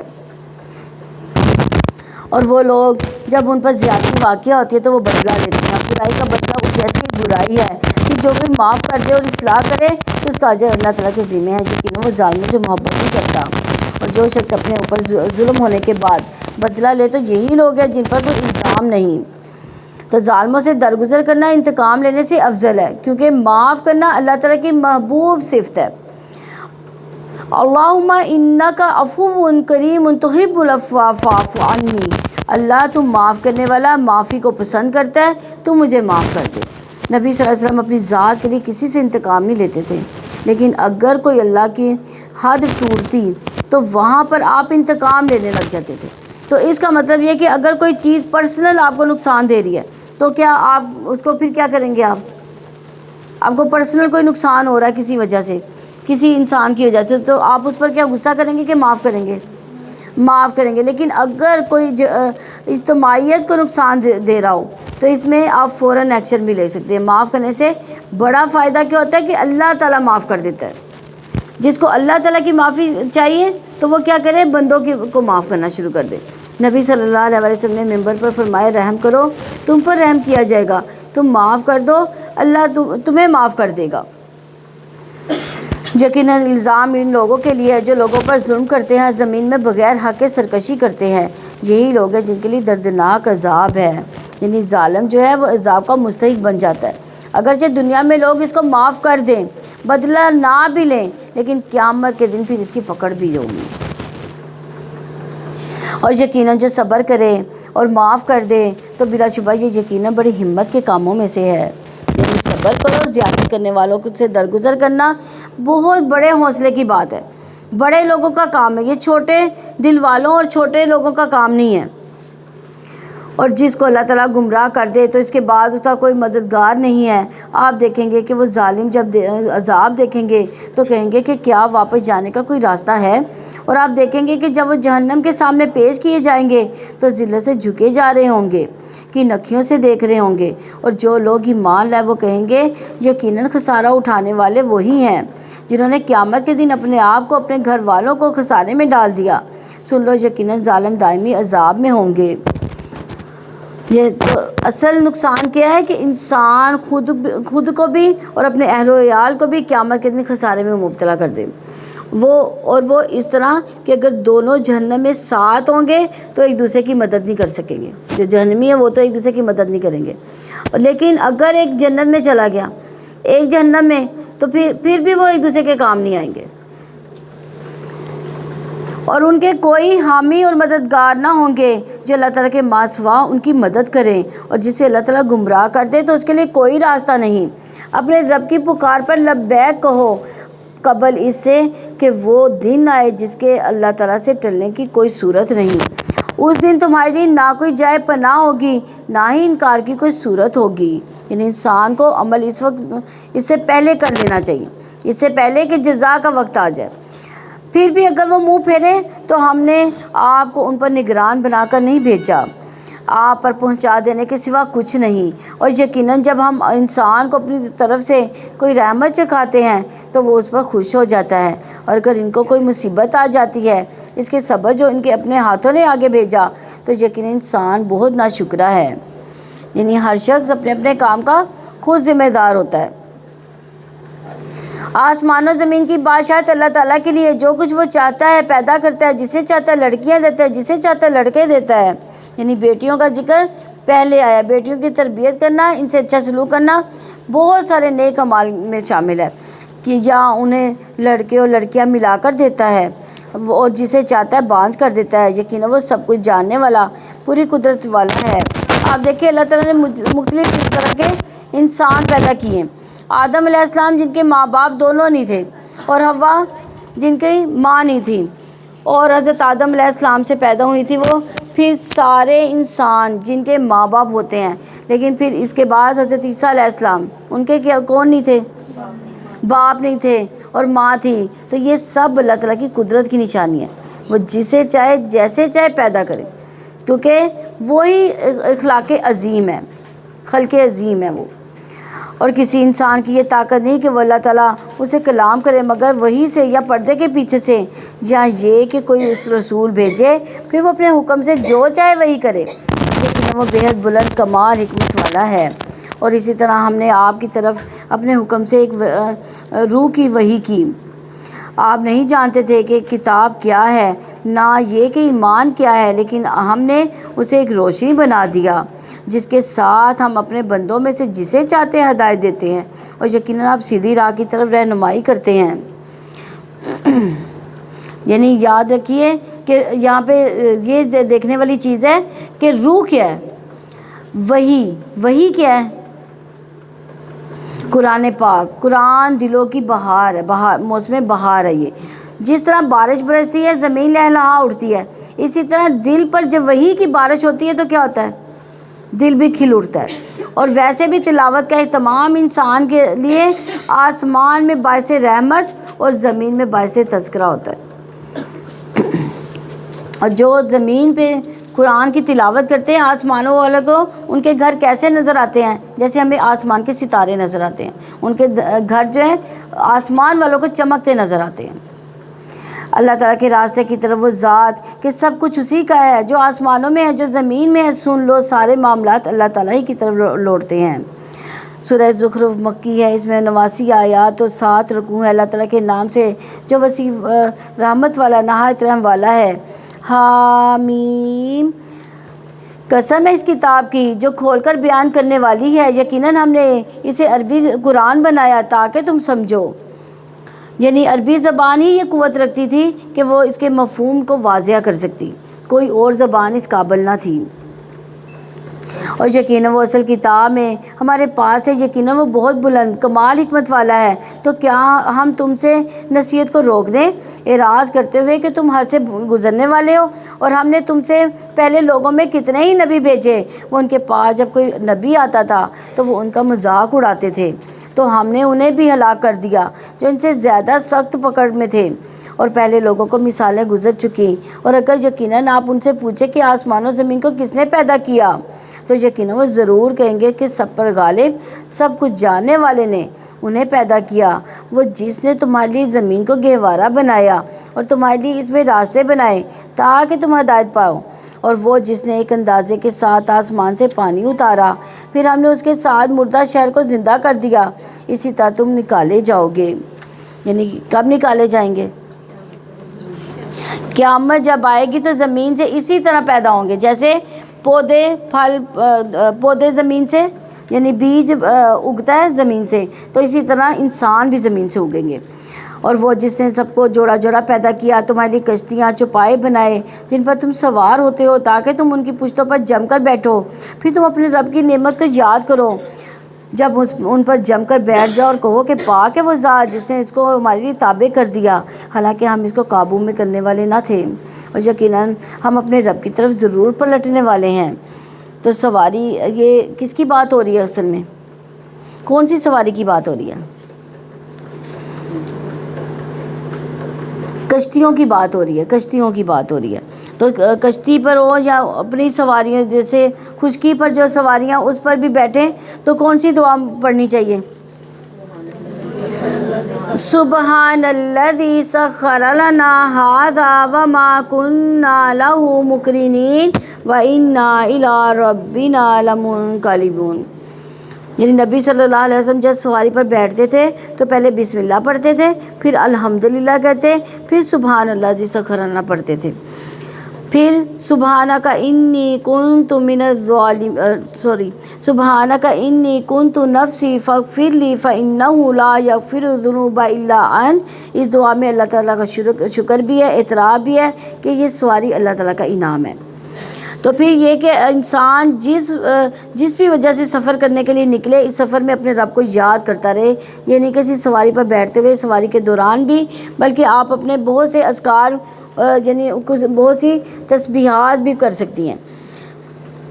وہ سفر میں آتے جاتے آپ کی جو نا بعض کا ایسے ہوتا ہے کہ انسان کے پاس صبح کو سفر کرتا ہے شام تک، یعنی کچھ کاروبار اس طرح کے ہوتے ہیں کہ انسان صبح کو سفر کرتا ہے شام تک سفر میں ہی رہتا ہے، یعنی شام کو بھی سفر کرتا ہے۔ تو سفر میں جو ہے اپنی مخصوص تسبیحات رکھ لیں، تو سفر میں جب آپ تسبیحات آپ مقرر کر لیں گی نا تو آپ کی جو دن کی جو تسبیحات ہیں وہ بھی مکمل ہو جائیں گی۔ اور ان لوگوں کو اس کے بندوں میں سے اس کا جز بنا ڈالا، یقیناً انسان بلا شبہ ناشکرا ہے، کیا اس نے اپنے لیے بیٹیاں بنائی ہیں اس میں سے جو وہ پیدا کرتا ہے، اور تمہیں بیٹوں کے لیے چن لیا، اور جب ان میں سے کسی کو اس چیز کی خوشخبری دی جائے جس کی اس نے رحمان کے لیے مثال بیان کی تو اس کا چہرہ سیاہ پڑ جاتا ہے اور وہ غم سے بھرا ہوا ہوتا ہے۔ اور کیا جس کی زیوروں میں پرورش کی جاتی ہے وہ جھگڑے میں بات واضح کرنے والی نہیں ہے۔ انہوں نے فرشتوں کو جو رحمان کے بندے عورتیں بنا دیا، کیا ان کی پیدائش کے وقت وہ موجود تھے؟ ضرور ہی ان کی گواہی لکھی جائے گی، ان سے پوچھا جائے گا۔ جیسے پہلے بھی عرض کیا کہ اہل عرب کا جو عقیدہ تھا، اللہ سبحانہ تعالیٰ نے جنوں کے ساتھ رشتہ ازدواج قائم کیا کہ پھر ان کی بیٹیاں پیدا، یہ ان کا عقیدہ تھا، نعوذ باللہ۔ تو فرشتوں کی شکل میں ان کی بیٹیوں کو نام دے دیا گیا۔ تو اللہ تعالیٰ اسی وجہ سے کہتے ہیں کہ آپ کو پتہ ہے کہ وہ مرد تھے یا عورتیں تھیں، اور انہوں نے کہا کہ اگر رحمان چاہتا تو ہم ان بتوں کی عبادت نہ کرتے، انہیں اس کا کچھ علم نہیں، وہ محض کیا سرائیاں کرتے ہیں۔ کیا ہم نے اس سے پہلے انہیں کوئی کتاب دی ہے کہ وہ اس کو مضبوط پکڑنے والے ہوں؟ بلکہ انہوں نے کہا کہ یقیناً ہم نے اپنے باپ دادا کو ایک طریقے پر پایا، اور یقیناً ہم اس کے نقش قدم پر ہدایت پانے والے ہیں، اور اسی طرح تم سے پہلے ہم نے کسی بستی میں کوئی خبردار کرنے والا نہیں بھیجا، مگر اس کے خوشحال لوگوں نے کہا کہ یقیناً ہم نے اپنے باپ دادا کو ایک طریقے پر پایا، اور یقیناً ہم انہی کے نقش قدم کی پیروی کرنے والے ہیں۔ تو ہر قوم نے یہی بات دہرائی، ان کے پاس ان کے سوا کوئی دلیل نہیں ہوتی تھی اپنی غلط کاریوں کی۔ کیا دلیل دیتے تھے وہ؟ ہمارے باپ دادا کرتے تھے۔ اور آج اگر ہم اپنے اوپر یہ لاگو کریں نا تو ہمیں جو ہمارے ماں باپ نے سکھا دیا ہم اسی پر ہیں، ہم نے اس سے الگ آگے دیکھنے کی کوشش نہیں کی، قرآن اور حدیث کو پڑھنے کی کوشش ہی نہیں کی۔ اس نے کہا کیا اگر میں تمہارے پاس اس سے زیادہ صحیح راستہ لے آؤں جس پر تم نے اپنے باپ دادا کو پایا؟ انہوں نے کہا کہ یقیناً ہم اس کا انکار کرنے والے ہیں جس کے ساتھ تمہیں بھیجا گیا، تو ہم نے ان سے انتقام لیا، سو آپ دیکھیں جھٹلانے والوں کا کیسا انجام ہوا۔ اور جب ابراہیم نے اپنے باپ اپنی قوم سے کہا یقیناً میں ان چیزوں سے بالکل بری ہوں جن کی تم عبادت کرتے ہو، سوائے اس ذات کے جس نے مجھے پیدا کیا، تو یقیناً وہ ضرور میری رہنمائی کرے گا۔ اور اس توحید کی بات کو اس نے اپنے پیچھے باقی رہنے والی بنا دیا تاکہ وہ رجوع کریں، بلکہ میں نے انہیں اور ان کے باپ دادا کو سمانے زندگی دیا، یہاں تک کہ ان کے پاس حق اور کھول کر بیان کرنے والا رسول آ گیا، اور جب ان کے پاس حق آ گیا تو انہوں نے کہا کہ یہ جادو ہے اور یقیناً ہم اس کا انکار کرنے والے ہیں۔ انہوں نے کہا کہ یہ قرآن دو بستیوں میں سے کسی بڑے آدمی پر کیوں نہیں اتارا گیا؟ کیا یہ لوگ آپ کے رب کی رحمت کو تقسیم کرتے ہیں؟ دنیا کی زندگی میں ان کی معیشت کو ہم نے ان کے درمیان تقسیم کیا، اور ہم نے ایک دوسرے پر ان کے درجے بلند کیے تاکہ ان کا بعض کو تابع بنا لے، اور آپ کے رب کی رحمت اس سے بھی بہتر ہے جو وہ جمع کرتے ہیں۔ تو اس سے یہ پتہ چلتا ہے کہ اللہ سبحانہ تعالیٰ نے تمام لوگوں کو ایک طرح سے پیدا نہیں کیا بلکہ ان میں فرق رکھا ہے۔ تو اس سے یہ بھی بات پتہ چلتی ہے کہ اللہ کے ہاتھ میں ہی دین اور دنیا کی دولت ہے۔ رسول اللہ صلی اللہ علیہ وسلم نے فرمایا یقیناً اللہ نے تمہارے درمیان تمہارے اخلاق کو ایسے ہی تقسیم کیا جس طرح تمہارے درمیان تمہارا رزق تقسیم کیا، اور بے شک اللہ دنیا اس کو بھی دیتا ہے جسے وہ محبت کرتا ہے، اس کو بھی دیتا ہے جسے وہ محبت نہیں کرتا، لیکن ایمان صرف اس کو دیتا ہے جس سے وہ محبت کرتا ہے۔ اور جس کے لیے اللہ چاہتا ہے اس کو دین کی سمجھ عطا کر دیتا ہے۔ اور یہاں بعض کو بعض کی خدمت گار بنا دیا تو یہ بھی اللہ کی حکمت اور مصلحت ہے، یعنی ہر کوئی ایک دوسرے کا کام کرے۔ اور اگر ایک ہی شخص کو ساری صلاحیتیں مل جاتی تو وہ کیا ہوتا، سرکش ہو جاتا، وہ الہ اپنے آپ کو ڈکلیئر کر دیتا۔ لیکن اللہ تعالیٰ نے انسانوں کے اندر جو کمزوریاں رکھی ہیں اور خادموں کو جو انسان کا ماتحت کر دیا، یہ سب انسان کے لیے نشانی ہے۔ تو قریش کا موقف کیا تھا کہ نبوت ہمیں ملنی چاہیے تھی، نبی صلی اللہ علیہ وسلم کو نبوت کیوں ملی؟ اور اگر یہ بات نہ ہوتی کہ سب لوگ ایک ہی طریقے کے ہو جائیں تو جو لوگ رحمان کے ساتھ کفر کرتے ہیں ہم ان کے لیے ان کے گھروں کی چھتیں چاندی کی بنا دیتے، اور سیڑھیاں بھی جن پر وہ چڑھتے، ان کے گھروں کے دروازے اور تخت جن پر وہ تکیے لگاتے ہیں اور سونے کے بھی، اور یہ سب کچھ نہیں مگر دنیا کی زندگی کا سامان آپ کے رب کے نزدیک آخرت متقی لوگوں کے لیے ہے۔ یعنی بعض میں فرق کیوں ہے؟ ورائٹی میں خوبصورتی کے لیے۔ تو دنیا میں اگر کسی کو زیادہ مل جائے اور دوسروں کو اس کے مقابلے میں کم ملے تو اس میں فرق کیوں بتایا جا رہا ہے، کیوں رکھا ہے؟ تاکہ ایک دوسرے کے لوگ کام کر سکیں۔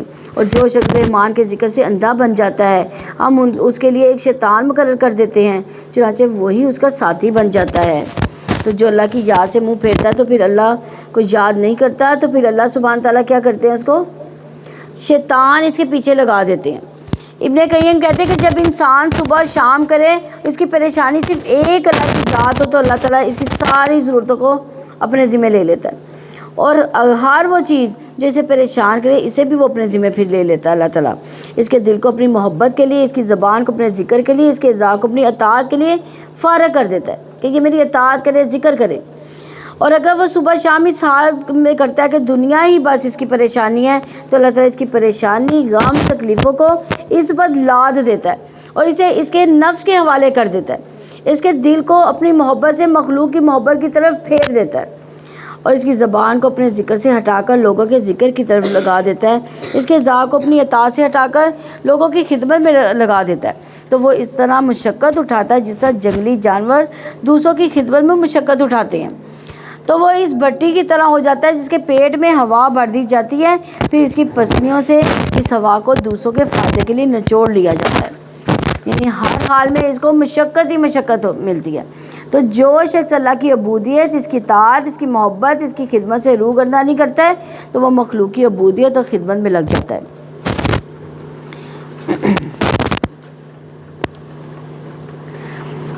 اور بلا شبہ یقیناً وہ انہیں ضرور راہ حق سے روکتے ہیں، وہ سمجھتے کہ یقیناً وہ سیدھے راستے پر چلتے ہیں۔ یعنی جب دنیا کی کثرت انسان کو اللہ کے ذکر سے غافل کرتی ہے تو پھر کیا ہوتا ہے کہ انسان دنیا میں پھنس جاتا ہے اور فرشتے ان سے دور ہو جاتے ہیں، اور قریب کون ہوتا ہے؟ شیطان ان کے ساتھ لگ جاتا ہے۔ اور اسی طرح اگر دیکھا جائے تو جو اللہ کی یاد سے صبح کا آغاز کرتا ہے، اللہ اس کی سب سے اہم ترین چیز جو ہوتی ہے تو فرشتے اس کے مددگار بن جاتے ہیں، اور اس کے لیے اللہ کی مدد آتی ہے، اس کے کام آسان ہو جاتے ہیں۔ اس کے برعکس تو دنیا کی طرف جانے والا ہے، غافل ہے اللہ تعالیٰ سے، تو وہ برائیوں کی طرف مائل ہوتا ہے۔ تو اللہ سبحانہ تعالیٰ کے ذکر سے غافل ہو کر فرشتے اس کا پیچھا جو ہے وہ چھوڑ دیتے ہیں، تو پھر اس کے پیچھے کون لگ جاتا ہے؟ شیطان۔ قرآن مجید میں آتا ہے فَاذْكُرُونِی أَذْكُرْكُمْ، تم مجھے یاد کرو میں تمہیں یاد کروں گا۔ حدیث میں آتا ہے کہ میں اپنے بندے کے ساتھ ہوتا ہوں اس وقت جب وہ مجھے یاد کرتا ہے اور میری یاد میں اپنے ہونٹ ہلاتا ہے، اور الحمدللہ ابھی بھی ہم بیٹھے اللہ کو یاد کر رہے ہیں تو اللہ بھی ہمیں یاد کر رہے ہوں گے انشاءاللہ۔ اور جب لوگ مل کر اللہ کا ذکر کرتے ہیں تو فرشتے انہیں گھیر لیتے ہیں، رحمت ان کو ڈھانپ لیتی ہے، سکینت میں نازل ہوتی ہے، اور اللہ اپنے پاس والوں میں اس کا ذکر فرماتا ہے، اور شیطان کے حملے سے بچاؤ کا ذریعہ ذکر ہی ہے۔ تو ثابت ہوا غفلت شیطان کو مسلط کرتی ہے اور ذکر شیطان کو دور کر دیتی ہے۔ تو ہمیں پھر کیا کرنا ہے؟ زیادہ سے زیادہ ذکر اذکار کرنے ہیں، یہاں تک کہ جب وہ ہمارے پاس آئے گا تو کہے گا کاش میرے اور تمہارے درمیان مشرقوں کا فاصلہ ہوتا، چنانچہ وہ بہت ہی برا وہ ساتھی ہے۔ کون؟ ہاں، کیونکہ شیطان کی دوستی سب سے بری دوستی ہے اور وہ بہت ہی برا ساتھی ہے۔ اسی طرح بعض اوقات انسان دنیا میں بھی کچھ لوگوں سے ملنے کے بعد بہت ہی پچھتاتا ہے کہ میں تو سیدھے راستے پر جا رہا تھا، فلاں کی دوست نے مجھے اس راستے سے بھٹکا دیا۔ اس لیے انسان کو ہمیشہ یہ سوچنا چاہیے کہ اس کا زیادہ تر وقت اٹھنے بیٹھنے میں کس کے ساتھ گزرتا ہے، اور آج تمہیں یہ بات ہرگز فائدہ نہ دے گی جبکہ تم نے ظلم کیا اور یقیناً تم سب عذاب میں اکٹھے ہو۔ کیا پھر آپ بہروں کو سنائیں گے یا اندھوں کو راستہ دکھائیں گے، ان لوگوں کو جو کھلی گمراہی میں پڑے ہیں؟ اور پھر اگر ہم آپ کو لے جائیں تو یقیناً ہم ان سے انتقام ہی لینے والے ہیں، یا ہم آپ کو واقعی وہ دکھا دیں جس کا ہم نے ان سے وعدہ کیا، اور یقیناً ہم ان پر پوری قدرت رکھنے والے ہیں۔ تو آپ اس کو مضبوطی سے تھامے رکھے جو آپ کی طرف وحی کیا گیا، یقیناً آپ ہی سیدھے راستے پر ہیں، اور یقیناً یہ قرآن آپ کے لیے اور آپ کی قوم کے لیے واقعی ایک نصیحت ہے۔ اور جلدی تم سے پوچھا جائے گا کہ آپ ان سے پوچھیں جنہیں ہم نے آپ سے پہلے اپنے رسولوں میں بھیجا، کیا ہم نے رحمان کے سوا معبود بنائے ہیں کہ ان کی عبادت کی جائے؟ بلا شبہ یقیناً ہم نے موسیٰ کو اپنی نشانیوں کے ساتھ فرعون اور اس کے سرداروں کی طرف بھیجا۔ تو اس نے کہا یقیناً میں جہانوں کے رب کا رسول ہوں۔ تو جب وہ ان کے پاس ہماری نشانیاں لے کر آیا تو تب وہ اس پر ہنس رہے تھے، اور ہم انہیں کوئی نشانی نہیں دکھاتے تھے مگر وہ اپنی جیسی نشانی سے بڑی ہوتی تھی، اور ہم نے انہیں عذاب کے ساتھ پکڑ لیا تاکہ وہ لوٹ آئیں۔ اور انہوں نے کہا اے جادوگرو، اپنے رب سے ہمارے لیے دعا کرو اس عہد کی وجہ سے جو اس نے تم سے کیا ہے، یقیناً ہم ضرور ہدایت پانے والے ہیں۔ پھر جب ہم ان پر سے عذاب ہٹا دیتے تو اچانک وہ اپنا عہد توڑ دیتے تھے، اور فرعون نے اپنی قوم میں منادی کی۔ ہم نے کہا اے میری قوم، کیا مصر کی بادشاہت میری نہیں ہے، اور یہ نہریں جو میرے نیچے بہتی ہیں، کیا تم لوگ دیکھتے نہیں؟ کیا میں ہی اس شخص سے بہتر ہوں جو ذلیل و حقیر ہے اور قریب نہیں کہ واضح بات کرے؟ تو کیوں نہیں اس پر سونے کے کنگن ڈالے گئے، یا فرشتے اس کے ساتھ جمع ہو کر کیوں نہ آئے؟ سو اس نے اپنی قوم کو گمراہ کر دیا تو انہوں نے اس کی اطاعت کی، یقیناً وہ نافرمان لوگ تھے۔ پھر جب انہوں نے ہمیں غصہ دلایا تو ہم نے ان سے انتقام لیا، چنانچہ ہم نے ان کو سب کو غرق کر دیا۔ پھر ہم نے ان کو پیش رو اور بعد والوں کے لیے مثال بنا دیا، اور جب ابن مریم کی مثال دی گئی اچانک آپ کی قوم کے لوگ اس پر شور مچا رہے تھے۔ انہوں نے کہا کہ کیا ہمارے معبود اچھے ہیں یا عیسیٰ؟ انہوں نے آپ کے لیے وہ مثال نہیں بیان کی مگر جھگڑے کے لیے، بلکہ وہ لوگ جھگڑالو ہیں۔ مگر وہ ایک بندہ جس پر ہم نے انعام کیا، اور ہم نے اسے بنی اسرائیل کے لیے ایک مثال بنا دیا، اور اگر ہم چاہیں تو تمہارے اندر سے ضرور فرشتے بنا دیتے جو زمین میں جانشین ہو، کیونکہ حضرت عیسیٰ علیہ السلام کا پیدا ہونا اللہ کی قدرت کی نشانیوں میں سے ہے، حالانکہ وہ خدا نہیں تھے۔ اس سے پہلے حضرت آدم علیہ السلام بھی تو ماں باپ کے بغیر پیدا ہوئے تھے، اور حوا علیہ السلام باپ کے بغیر پیدا ہوئی تھی، تو ان کو تو الہ نہیں مانا گیا، تو حضرت عیسیٰ علیہ السلام کو کیوں الہ مانا گیا؟ اور یقیناً وہ عیسیٰ بلا شبہ قیامت کی نشانی ہے، تو تم اس میں ہرگز شک نہ کرو، میرے پیچھے چلو، یہی راستہ سیدھا راستہ ہے، اور شیطان تمہیں روک نہ دے، یقیناً وہ تمہارا کھلا دشمن ہے۔ اور جب عیسیٰ کھلی نشانیاں لے کر آیا تو اس نے کہا کہ یقیناً میں تمہارے پاس حکمت لے کر آیا ہوں، اور تاکہ میں تم پر بعض ان باتوں کی وضاحت کر دوں جن میں تم اختلاف کرتے ہو، سو اللہ تعالیٰ سے ڈر جاؤ، میری اطاعت کرو، یقیناً اللہ تعالیٰ ہی میرا رب بھی ہے اور تمہارا رب بھی ہے، چنانچہ اس کی عبادت کرو، یہی سیدھا راستہ ہے۔ پھر کئی گروہوں نے آپس میں اختلاف کیا، سو بڑی تباہی ایک دردناک دن کے عذاب سے ان لوگوں کے لیے جنہوں نے ظلم کیا۔ وہ انتظار نہیں کر رہے مگر قیامت کا کہ اچانک ان پر آ جائے، اور وہ سوچتے بھی نہ ہو۔ تمام دوست اس دن ایک دوسرے کے دشمن ہوں گے سوائے متقی لوگوں کے۔ یعنی دوست ہوتا ہے جو ہمیشہ رہتا ہے، اگر کوئی مشکل وقت میں آپ کا ساتھ نہیں دیتا تو وہ دوست نہیں ہو سکتا، لیکن متقین کے علاوہ انسان جس کو بھی دوست بناتا ہے تو وہ دوستی صرف دنیا کی حد تک ہوتی ہے، صرف اللہ کے لیے کی گئی دوستی ہمیشہ باقی رہے گی، ہمیشہ وہ جنت میں بھی خوشی دے گا، وہاں بھی دوست ایک دوسرے سے مل کر انجوائے کریں گے۔ تو اللہ کی خاطر دوستی ایمان کا مضبوط کڑا ہے۔ رسول اللہ صلی اللہ علیہ وسلم نے فرمایا ایمان کا سب سے مضبوط کڑا اللہ کی خاطر محبت، اللہ کی خاطر بغض ہے۔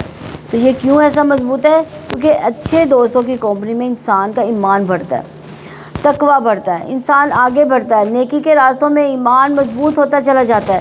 جیسے ایک صحابی نے دوسرے سے کہا تھا کہ آؤ ایک گھڑی مل کر ایمان لے آتے ہیں، تو ان کا یہی مطلب تھا کہ آؤ مل بیٹھ کر اللہ کی باتیں کرتے تاکہ ہمارا ایمان بڑھ جائے۔ جیسے موسیٰ علیہ السلام نے ہارون علیہ السلام کو مانگا تھا کئی نسبیہ کا کثیرا و نذکرہ کا کثیرا، تو ایک دوسرے کے ساتھ مل بیٹھ کر اللہ کی باتیں کرنا، اللہ کا یاد کرنا ایمان کو بڑھاتا ہے۔ تو اس لیے اچھے دوستوں، اچھی مجلس کا اہتمام ہمیشہ جاری و ساری رہنا چاہیے۔ ایک شخص رسول اللہ صلی اللہ علیہ وسلم کی خدمت میں حاضر ہوا، عرض کیا یا رسول اللہ صلی اللہ علیہ وسلم، آپ کا اس شخص کے بارے میں کیا ارشاد ہے جو کچھ لوگوں سے محبت کرتا ہے لیکن ان لوگوں سے مل نہیں سکا، جیسے کہ ہم صحابہ کرام سے محبت کرتے ہیں لیکن ہماری ملاقات نہیں ہوئی، نبی صلی اللہ علیہ وسلم سے محبت کرتے ہیں لیکن ہم نہیں ملے۔ تو آپ نے فرمایا انسان اسی کے ساتھ ہے جس سے وہ محبت کرتا ہے، یعنی قیامت کے دن ایسے لوگ عرش کا سایہ پانے والے ہوں گے۔ اللہ تعالیٰ فرمائے گا این المتحابون بجلالی، میرے جلال کی خاطر آپس میں محبت کرنے والے آج کہاں ہیں؟ آج کے دن میں ان کو اپنے سائے میں رکھوں گا، جس دن میرے سائے کے علاوہ کوئی سایہ نہ ہوگا۔ وہ قیامت کے دن نور کے ممبروں پر ہوں گے۔ یہ کون لوگ ہوں گے؟ جو اللہ کی خاطر محبت رکھتے ہیں، تو اللہ کی خاطر دشمنی رکھتے ہیں۔ اور ہمارا تعلق کس کی خاطر ہے؟ ہم سب کا تعلق کس کی خاطر بنا ہوا ہے؟ اللہ کی خاطر۔ انشاءاللہ اللہ تعالیٰ ہمیں بھی یہ نور کے ممبر عطا فرمائے گا۔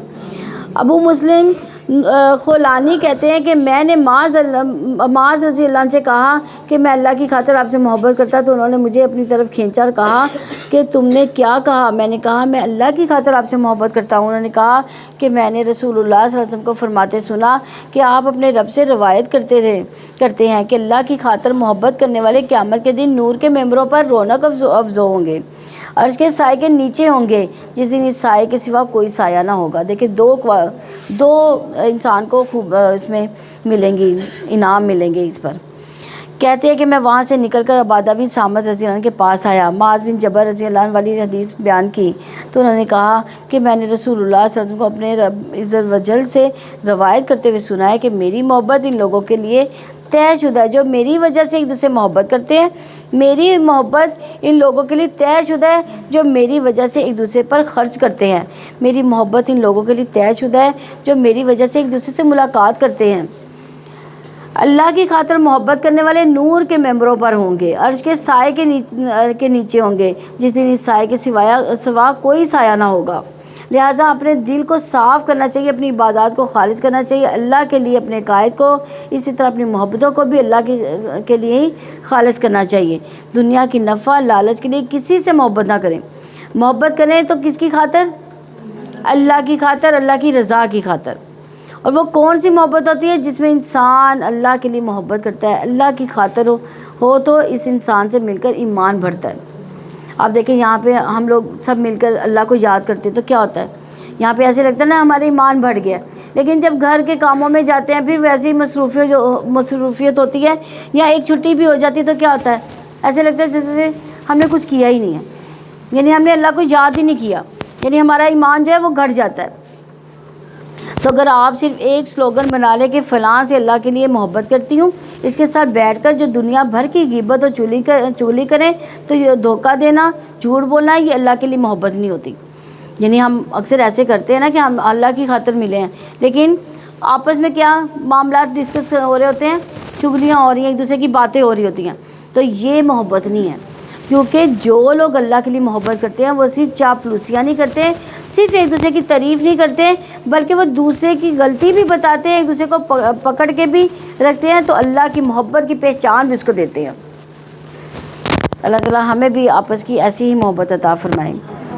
اے میرے بندو، آج تم پر کوئی خوف نہیں اور نہ تم غمگین ہوگے۔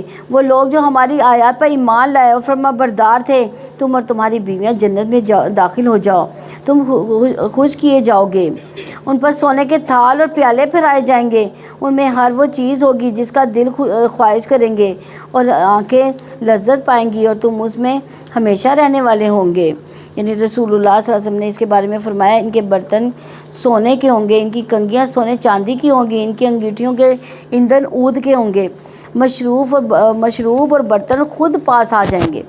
یعنی ابو امامہ کہتے ہیں کہ جنت والوں میں سے ایک شخص جنت کی شرابوں میں سے ایک شراب کی طرف خواہش کرے گا تو وہ برتن جیسے مگ کہہ لیں یا گلاس کہہ لیں اس کے ہاتھ میں خود بخود آ جائے گا، وہ پی لے گا، برتن خود بخود اپنی جگہ پر واپس چلا جائے گا، اٹھ کر واپس نہیں جانا پڑے گا، ریموٹ کو بھی کنٹرول کرنا پڑتا ہے لیکن یہ آٹو پہ لگے ہوں گے، دیکھیں ہم دنیا میں کسی کو پانی بھی پلانے کے لیے اٹھ رہا ہے، میں دوبارہ اٹھوں، تو وہاں پہ کیا ہوگا؟ وہاں پہ بیٹھے ہی رہیں، دل کر رہا ہے بیٹھنے کو بیٹھے ہی رہیں اور پیتے ہی جائیں، ایک خواہش کریں اور آپ کے پاس حاضر۔ اور یہ ہے جنت جس کے تم وارث بنائے گئے، اس کی وجہ سے جو تم عمل کرتے تھے۔ یعنی پھر عمل کی بات آ گئی، جہاں بھی جنت کی بات ہے وہاں عمل کی بات ہے، یعنی عمل ہوں گے تو جنت ہمیں ملے گی، اگر عمل نہیں تو جنت نہیں۔ تمہارے لیے اس میں بہت سے پھل ہیں جن میں سے تم کھاتے ہو، مجرم جہنم کے عذاب میں یقیناً ہمیشہ رہنے والے ہیں، ان سے ہلکا نہیں کیا جائے گا اور وہ ان میں نا امید ہوں گے۔ یعنی دنیا میں بھی جس کسی کو مایوسی ہوتی ہے، ڈپریشن ہوتا ہے، کتنے کرب سے گزرتا ہے انسان، ساری نعمتوں کے ہوتے ہوئے بھی دل تکلیف میں ہوتا ہے، وہ انسان کو ہر چیز سے بیزار کر دیتی ہے، تو کہاں جہنمیوں کو تکلیف بھی ہوگی اور اوپر سے مایوسی بھی۔ اور ہم نے ان پر ظلم نہیں کیا تھا لیکن وہ خود ہی ظالم تھے، اور وہ پکاریں گے اے مالک تمہارا رب ہمارا خاتمہ ہی کر دے۔ فرشتہ کہے گا یقیناً تم ٹھہرنے والے ہو، بلا شبہ یقیناً ہم تمہارے پاس حق لے کر آئے، مگر تم میں سے اکثر حق کو ناپسند کرنے والے تھے۔ تو دوزخ کی نگرانی پر جو فرشتہ ہوگا اس کا نام مالک ہے، اور وہ دوزخیوں سے کہے گا کہ تمہیں اب ہمیشہ ہی یہاں پہ رہنا ہے، اب موت نہیں، کیونکہ تم نے دنیا میں حق کو جان کر بھی نہیں جانا۔ ہم سب کو اپنے دلوں کا جائزہ لینا چاہیے کہ قرآن اور سنت کی باتیں سن کر کیا ہمارے دل راضی ہوتے ہیں یا اندر سے آبجیکشن اٹھتے رہتے ہیں کہ کیوں، یہ کیسے ہو، یہ کام بہت مشکل اللہ نے بتا دیا، یہ نہیں ہو سکتا۔ کیونکہ سنتے ہی کہنا کیا چاہیے ہمیں، جب ہم کوئی بھی یہ چیز سنتے ہیں، قرآن کی کوئی بھی بات سنتے ہیں، قرآن کا کوئی حکم سنتے ہیں، تو ہمیں کیا کہنا چاہیے؟ سمینا و اطعنا، ہم نے سنا اور ہم نے مانا۔ یا انہوں نے کسی کام کی تدبیر کر لی تو یقیناً ہم بھی پختہ تدبیر کرنے والے ہیں۔ کیا وہ گمان کرتے ہیں کہ یقیناً ہم ان کے راز اور ان کی سرگوشیاں نہیں سنتے؟ کیوں نہیں، اور ہمارے فرشتے ان کے پاس ہی لکھتے رہتے ہیں۔ یعنی فرشتوں کے ذریعے سب کچھ ساتھ ساتھ لکھا جا رہا ہے، تو تنہائی میں بیٹھ کر ذرا آپ غور کریں، آپ کے دائیں بائیں جو بھی آپ کر رہے ہیں، اور دو فرشتے بیٹھے آپ کے اچھے اور برے اعمال سارے لکھتے جا رہے ہیں، کہ کسی بھی جگہ پر ایسا نہیں ہے کہ وہ نہ لکھیں۔ آپ کہہ دیں اگر رحمان کا کوئی بیٹا ہوتا تو سب سے پہلے میں عبادت کرنے والا ہوتا۔ آسمان و زمین کا رب، عرش کا رب پاک ہے ان باتوں سے جو وہ لوگ بیان کرتے ہیں، چنانچہ آپ انہیں چھوڑ دو، وہ فضول بحث کریں اور کھیلتے رہیں یہاں تک کہ وہ اپنے اس دن سے جا ملے جس کا ان سے وعدہ کیا جاتا ہے۔ اور وہی آسمانوں میں بھی معبود ہے اور زمین میں بھی معبود ہے، اور وہی کمال حکمت والا سب کچھ جاننے والا ہے، اور بہت برکت ہے وہ ذات جس کی آسمان و زمین میں بادشاہت ہے، اور جو کچھ ان دونوں کے درمیان ہے، اور قیامت کا علم اسی کے پاس ہے، اسی کی طرح تم سب لٹائے جاؤ گے۔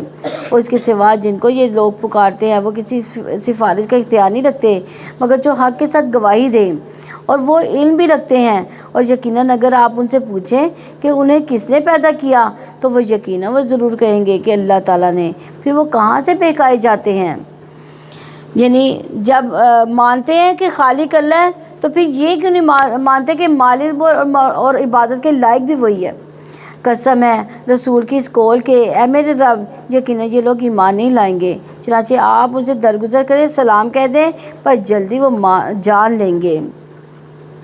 تو یہاں سلام سے مراد سلامتی بھیجنا نہیں ہے بلکہ بائے بائے، یعنی ان سے کنارہ کشی اختیار کر لیں۔ سورہ دخان مکی ہے، اس میں 59 آیات اور 3 رکوع ہیں۔ اللہ تعالیٰ کے نام سے جو وسیع رحمت والا نہایت رحم والا ہے۔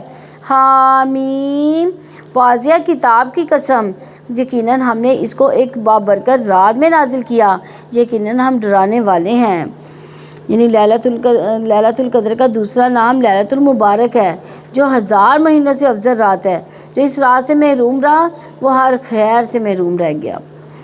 اس رات میں ہر محکم کام کا فیصلہ صادر کیا جاتا ہے، یعنی وہ فیصلوں کی رات ہے۔ یہ جو لوگ کہتے ہیں نا، اچھا یہ کون سی رات کو سمجھا جاتا ہے؟ پہلے مجھے بتائیں کون سی رات ہے لیلۃ القدر کی رات؟ تاک راتوں کی، لیکن یہ جو بعض کہتے ہیں 15 شعبان کو ہے، تو یہ کون سی ہے؟ کہتے ہیں تقدیروں کے فیصلے اس وقت نافذ ہوتے ہیں، 15 شعبان کو نہیں وہ نافذ ہوتے، بلکہ رمضان کی یہ رات جس میں قرآن نازل ہوا، وہ اس وقت فیصلہ اترتا ہے، انسان کے سال بھر کے فیصلوں کا لوح محفوظ سے نقل کر کے فرشتوں کو دیا جاتا ہے وہاں سے، کیونکہ اللہ سبحانہ تعالیٰ نے ہر چیز کا ایک اندازہ مقرر کر رکھا ہے۔ رسول اللہ صلی اللہ علیہ وسلم نے فرمایا ہر چیز تقدیر سے وابستہ ہے، یہاں تک کہ فہم و فراست بھی اور بے بسی بھی۔ تقدیر پر ایمان کے بغیر ایمان مکمل نہیں ہوتا۔ تقدیر کا انکار انسان کو جہنم میں پہنچا دیتا ہے، تو یہ ہمارے ایمان اور بیسک عقیدے کا ایک حصہ ہے، اس کا درست ہونا بھی ضروری ہے۔ ہماری طرف سے حکم ہے، یقیناً ہم ہی رسول بھیجنے والے ہیں آپ کے رب کی جناب سے رحمت ہے، یقیناً وہ سب کچھ سننے والا، سب کچھ جاننے والا ہے۔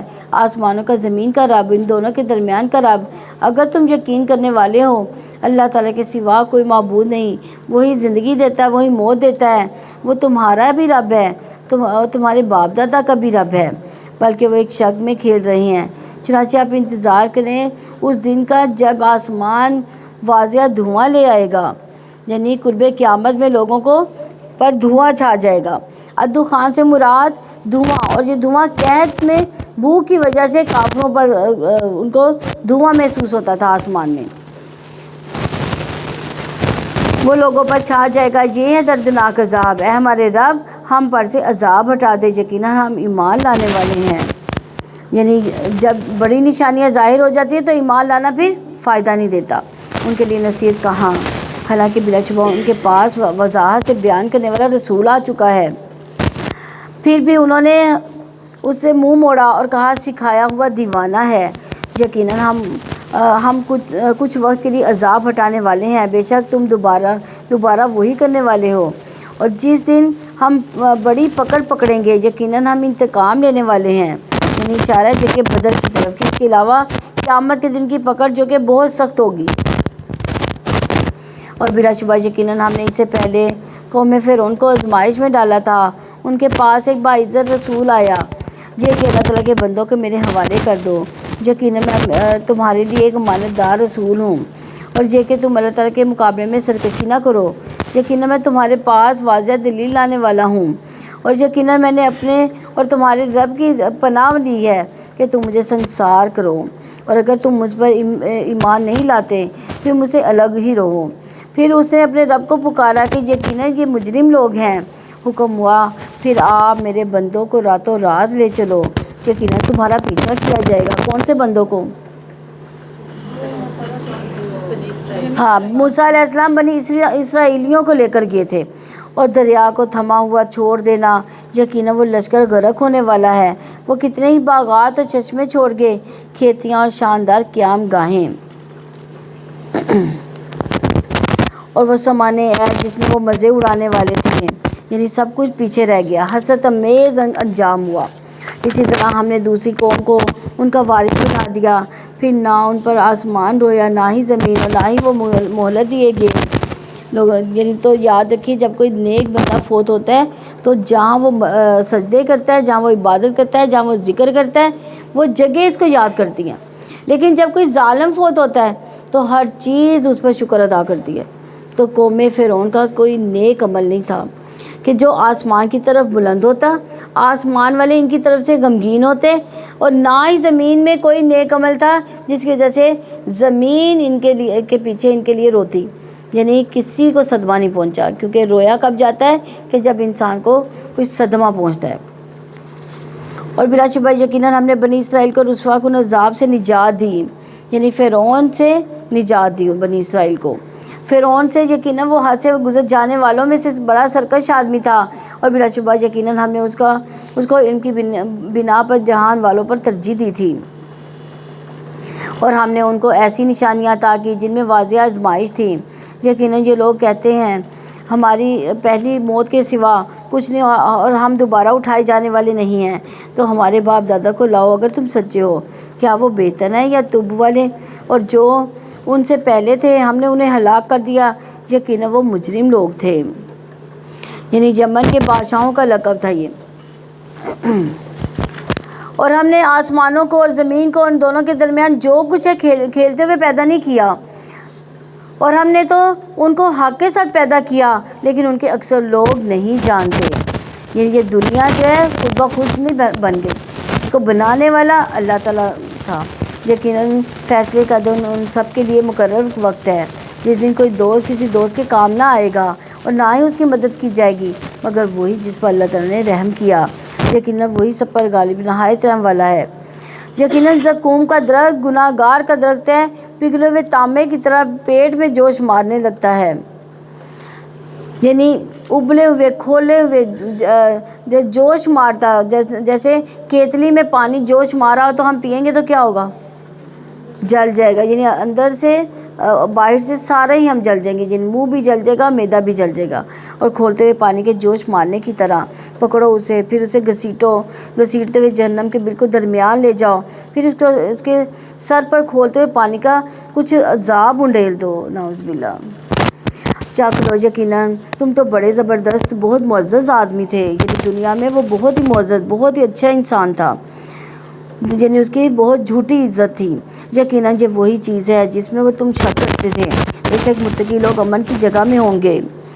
یعنی امن کا ہونا کسی بھی جگہ کا اصل حسن ہے، وہ جگہ بڑی ہی اچھی لگتی ہے، چاہے ویسے معمولی سی جگہ جہاں انسان کو سکون حاصل ہوتا ہو، پیس محسوس ہوتی ہے اس کو، چاہے وہ ایک درخت کا سایہ یا معمولی سی مسجد ہو، چاہے وہ ذکر کا کوئی چھوٹا سا حلقہ ہی کیوں نہ ہو، تو کیونکہ وہاں امن ہوتا ہے۔ جنت کا بھی یہی حسن ہوگا کہ ساری نعمتوں کے ساتھ امن بھی ہوگا، اور دیکھا جائے تو دنیا میں ساری نعمتیں ہو لیکن امن نہ ہو تو انسان پریشانیوں کی وجہ سے وہ نعمتوں کی لذت بھی نہیں اٹھانے کے قابل رہتا۔ تو جنت کیسی جگہ ہوگی جہاں پہ امن بھی ہوگا، نعمتیں تو ہوں گی ساتھ میں امن بھی ہوگا۔ باغوں چشموں میں باریک ریشم اور دبیز ریشم میں سے پہنیں گے، اس حال میں کہ آمنے سامنے بیٹھے ہوں گے۔ دیکھیں ہمیں دوزخیوں کی بھی حالت بتا دی گئی اور جنتیوں کی بھی، اور یہ بتا دیا گیا کہ یہ نیک اعمال کریں گے تو جنت پائیں گے، یہ ایسے کریں گے تو دوزخ میں جائیں گے۔ تو اب یہ ہم پہ ڈیپینڈ کرتا ہے، اللہ تعالیٰ ہم سب کو اچھے اعمال کرنے کی توفیق عطا فرمائے۔ اسی طرح ہے، اور ہم ان کو اور بڑی بڑی آنکھوں والی حوروں سے بیاہ دیں گے، اور ان میں ہر قسم کے پھل اطمینان سے طلب کریں گے، یعنی ساری نعمتیں جمع ہو جائیں گی، من پسند کھانے ملیں گے، جو پھل ان پر جھکے ہوئے ہوں گے ان کے نزدیک ہوں گے، کبھی ختم نہیں ہوں گے۔ دنیا میں تو سیزن ختم ہوتا ہے، عمدہ قسم کے انگور اگر آئے ہیں پھر اس کا موسم چلا جاتا ہے تو آپ کوشش بھی کریں پوری مارکیٹ چھان لیں تو آپ کو انگور نہیں ملیں گے۔ اس طرح باقی بھی بہت سی چیزیں بعض چیزیں مخصوص اوقات میں دنیا میں پیدا ہوتی ہیں، آپ دوسرے وقت میں ان کو پیدا کرنے کی کوشش کریں تو وہ حاصل نہیں ہوتی، لیکن وہاں پر ہر موسم میں ہر پھل پھر اتنے ہوں گے کہ جو کبھی ختم ہی نہ ہوں گے، نہ کبھی رکیں گے۔ پھر یہ کہ ایک ایک پھل کا خوشہ اتنا بڑا ہوگا کہ ختم ہونے کا نام نہیں لے گا۔ رسول اللہ صلی اللہ علیہ وسلم نے فرمایا، میں نے جنت دیکھی اور اس میں سے ایک خوشہ لینا چاہا، اگر میں لے لیتا تو تم اسے اس وقت تک کھاتے رہتے جب تک دنیا موجود رہتی، یعنی قیامت تک۔ وہ وہاں موت کو نہ چکھیں گے سوائے پہلی موت کے، اور وہ ان کو جہنم کے عذاب سے بچا لے گا، اور آپ کے رب کی طرف سے فضل ہے، یہی بڑی کامیابی ہے۔ پھر یقیناً ہم نے اسے آپ کی زبان میں آسان کر دیا تاکہ وہ لوگ نصیحت حاصل کریں، یعنی یہ آسان کتاب ہے تاکہ لوگ نصیحت حاصل کریں، کسی فلسفے کی کتاب کی طرح اس میں کوئی ایسی گتھیاں نہیں ہیں جو سلجھ نہ سکے، جو آپ کو سمجھ نہ آئے، کوئی فارمولہ نہیں، کوئی ایسی چیز نہیں جو آپ کی سمجھ سے بالا تر ہو، صاف صاف ہر چیز بیان کر دی گئی ہے۔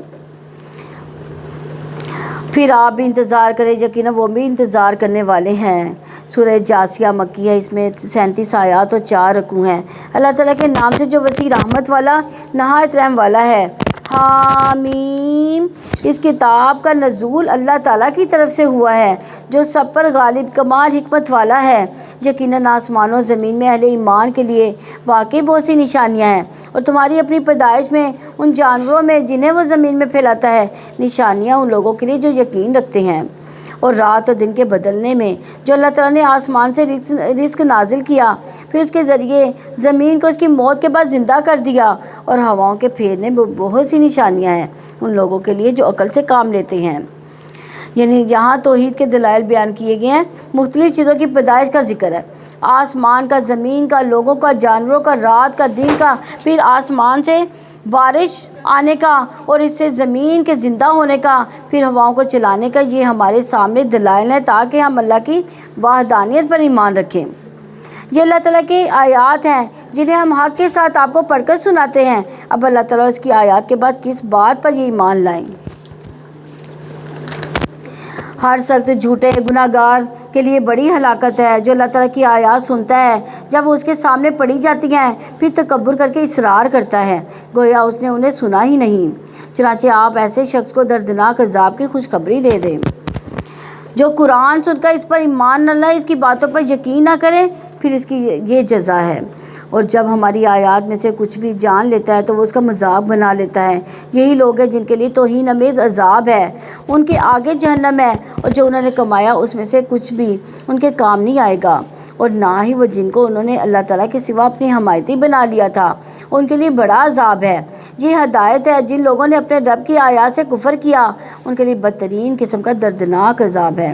اللہ تعالیٰ ہی وہی ذات ہے جس نے تمہارے لیے سمندر کو مسخر کیا تاکہ اس کے حکم سے اس میں جہاز چلے، اور تاکہ تم اس کا کچھ فضل تلاش کرو، اور تاکہ تم شکر گزار بنو۔ یہ سب کچھ اللہ تعالیٰ نے ایک حکمت اور مصلحت کے تحت پیدا کیا۔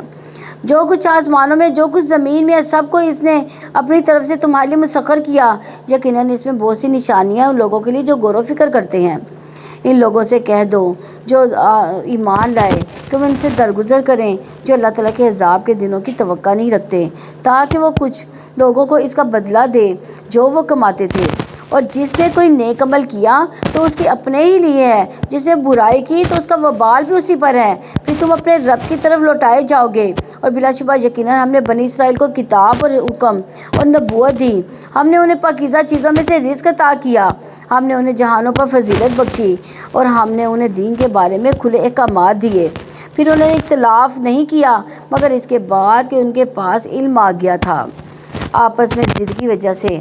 یقیناً آپ کا رب قیامت کے دن ان کے درمیان ان چیزوں میں فیصلہ کر دے گا جن میں وہ اختلاف کرتے تھے۔ پھر ہم نے آپ کو دین کے معاملے میں ایک شریعت واضح راستے پر کر دیا، چنانچہ آپ اسی کی پیروی کریں، ان لوگوں کی خواہشات کی پیروی نہ کریں جو علم نہیں رکھتے۔ بلا شبہ یہ لوگ اللہ تعالیٰ کے مقابلے میں آپ کے کچھ بھی کام نہیں آئیں گے، اور یقیناً ظالم ایک دوسرے کے دوست ہیں، اللہ تعالیٰ متقیوں کا دوست ہے۔ یہ لوگوں کے لیے بصیرت افروز دلائل ہیں، ان لوگوں کے لیے جو ہدایت اور رحمت ہے جو یقین رکھتے ہیں۔ تو اس سے پتہ چلتا ہے کہ یقین رکھنے والا ہی دراصل قرآن سے فائدہ اٹھا سکتا ہے۔ یقین بہت بڑی دولت ہے، اس کے بعد انسان کے اندر رائے کی پختگی آتی ہے۔ پہاڑ ادھر سے ادھر ہو جائے لیکن انسان کو ایک جگہ سے یعنی انسان کا جو یقین ہے وہ محکم رہتا ہے، وہ ایک جگہ پر رہتا ہے۔ اور جس کو یقین نہیں اور جس کو یقین ہے، کیا وہ دونوں برابر ہو سکتے ہیں؟ نہیں، کیونکہ یقین کرنے والوں کے لیے بصیرت ہوتی ہے اور وہ کچھ دیکھ لیتے ہیں جو عام لوگ نہیں دیکھ سکتے، اور ان کے لیے ہدایت اور رحمت بھی ہوتی ہے، جبکہ جو یقین نہیں کرتے ان کے لیے تاریکی اور غم کے سبب کے سوا کچھ نہیں ہوتا۔ کیا جن لوگوں نے برائیوں کا ارتکاب کیا انہوں نے یہ سمجھ رکھا ہے کہ ہم انہیں ان لوگوں کے مانند بنا دیں گے جو ایمان لائے جنہوں نے نیک عمل کیے اور ان کا جینا مرنا برابر ہو جائے؟ بہت برا ہے جو وہ فیصلہ کرتے ہیں۔ یعنی کتنی واضح آیت ہے۔ ایک طرف وہ لوگ جو اس تراجو سیئات ہیں کہ یعنی دوسری طرف وہ ہیں جو عامل الصالحات ہیں، تو یہ دونوں الگ الگ کیٹیگری کے لوگ ہیں۔ دونوں کی نہ زندگی برابر، نہ موت اور نہ موت کے بعد کی زندگی، دو الگ راستے، دو الگ ڈائریکشنز۔ انسان ایک ہی وقت میں اچھا اور برا کام کرتا ہے، یا اچھا کرتا ہے یا برا کرتا ہے، یعنی ایک وقت میں اچھا برا نہیں ہو سکتا، یا انسان اچھا کرے گا یا برا کرے گا۔ یہ عبادت گزاروں کو رلا دینے والی آیت ہے۔ ابراہیم بن اشد کہتے ہیں کہ میں نے فضیل بن یاز کو دیکھا کہ وہ رات کے اول حصے سے اس کے آخر تک اس آیت اور اس جیسی آیات کو پڑھتے رہتے تھے، پھر وہ کہتے تھے کاش میں جان لیتا کہ دونوں گروہوں میں سے میں کس گروہ میں ہوں۔ ہم اپنے آپ کو کس گروہ میں سمجھتے ہیں؟ ہم اس بات کا اندازہ ہی نہیں لگا سکتے دنیا میں، کیونکہ نیک عمل صرف یہ نہیں ہوتا کہ ظاہر میں اچھا لگ رہا ہو، کوئی آپ کو دیکھ رہا ہے اور آپ بہت اچھی نماز پڑھ رہے ہیں، بہت اچھی طرح قرات کر رہے ہیں، بہت بھاگ کر لوگوں کے کام آتے ہیں، نہیں، یہ کافی نہیں۔ دیکھا یہ جائے گا کہ اس کے پیچھے بنیاد کیا ہے، نیت کیا ہے، ارادہ کیا، سوچ کیا تھی۔ یہ سامنے والا حصہ لوگ دیکھتے ہیں، پیچھے والا کون دیکھتا ہے؟ اللہ دیکھتا ہے۔ اس لیے بندے کو نہیں پتہ چل سکتا کہ میں کہاں کھڑا ہوں، یہ اللہ ہی بتا سکتا ہے کہ کون کہاں پہ کھڑا ہے۔ کس مقام پر ہے. بظاہر تو ہماری غلطیاں ہوتی ہیں، ان کو تو لوگ پوائنٹ آؤٹ کر دیتے ہیں اور کہتے ہیں کہ دیکھو نماز میں تم نے ہاتھ یہاں پہ رکھے ہیں، یا تم نے رکوع ایسا نہیں کیا، تم نے سجدہ ایسا نہیں کیا، سلام تم نے ایسے نہیں پھیرا، یا شہادت کی انگلی ایسے نہیں تم نے کی. یہ سب تو آپ دائیں بائیں اپنے جو ہے بتا سکتے ہیں، لیکن آپ نے کس نیت کس ارادے سے نماز پڑھی تھی وہ آپ کے ساتھ والا آپ کو کچھ نہیں بتا سکتا. وہ آپ کی ظاہری خشوع کو دیکھ سکتا ہے لیکن اندر کے خشوع کو نہیں دیکھ سکتا، دل کے ارادے کو نہیں دیکھ سکتا. تو یہ کون دیکھے گا؟ اللہ تعالیٰ. اللہ ہی بتائے گا اس بارے میں.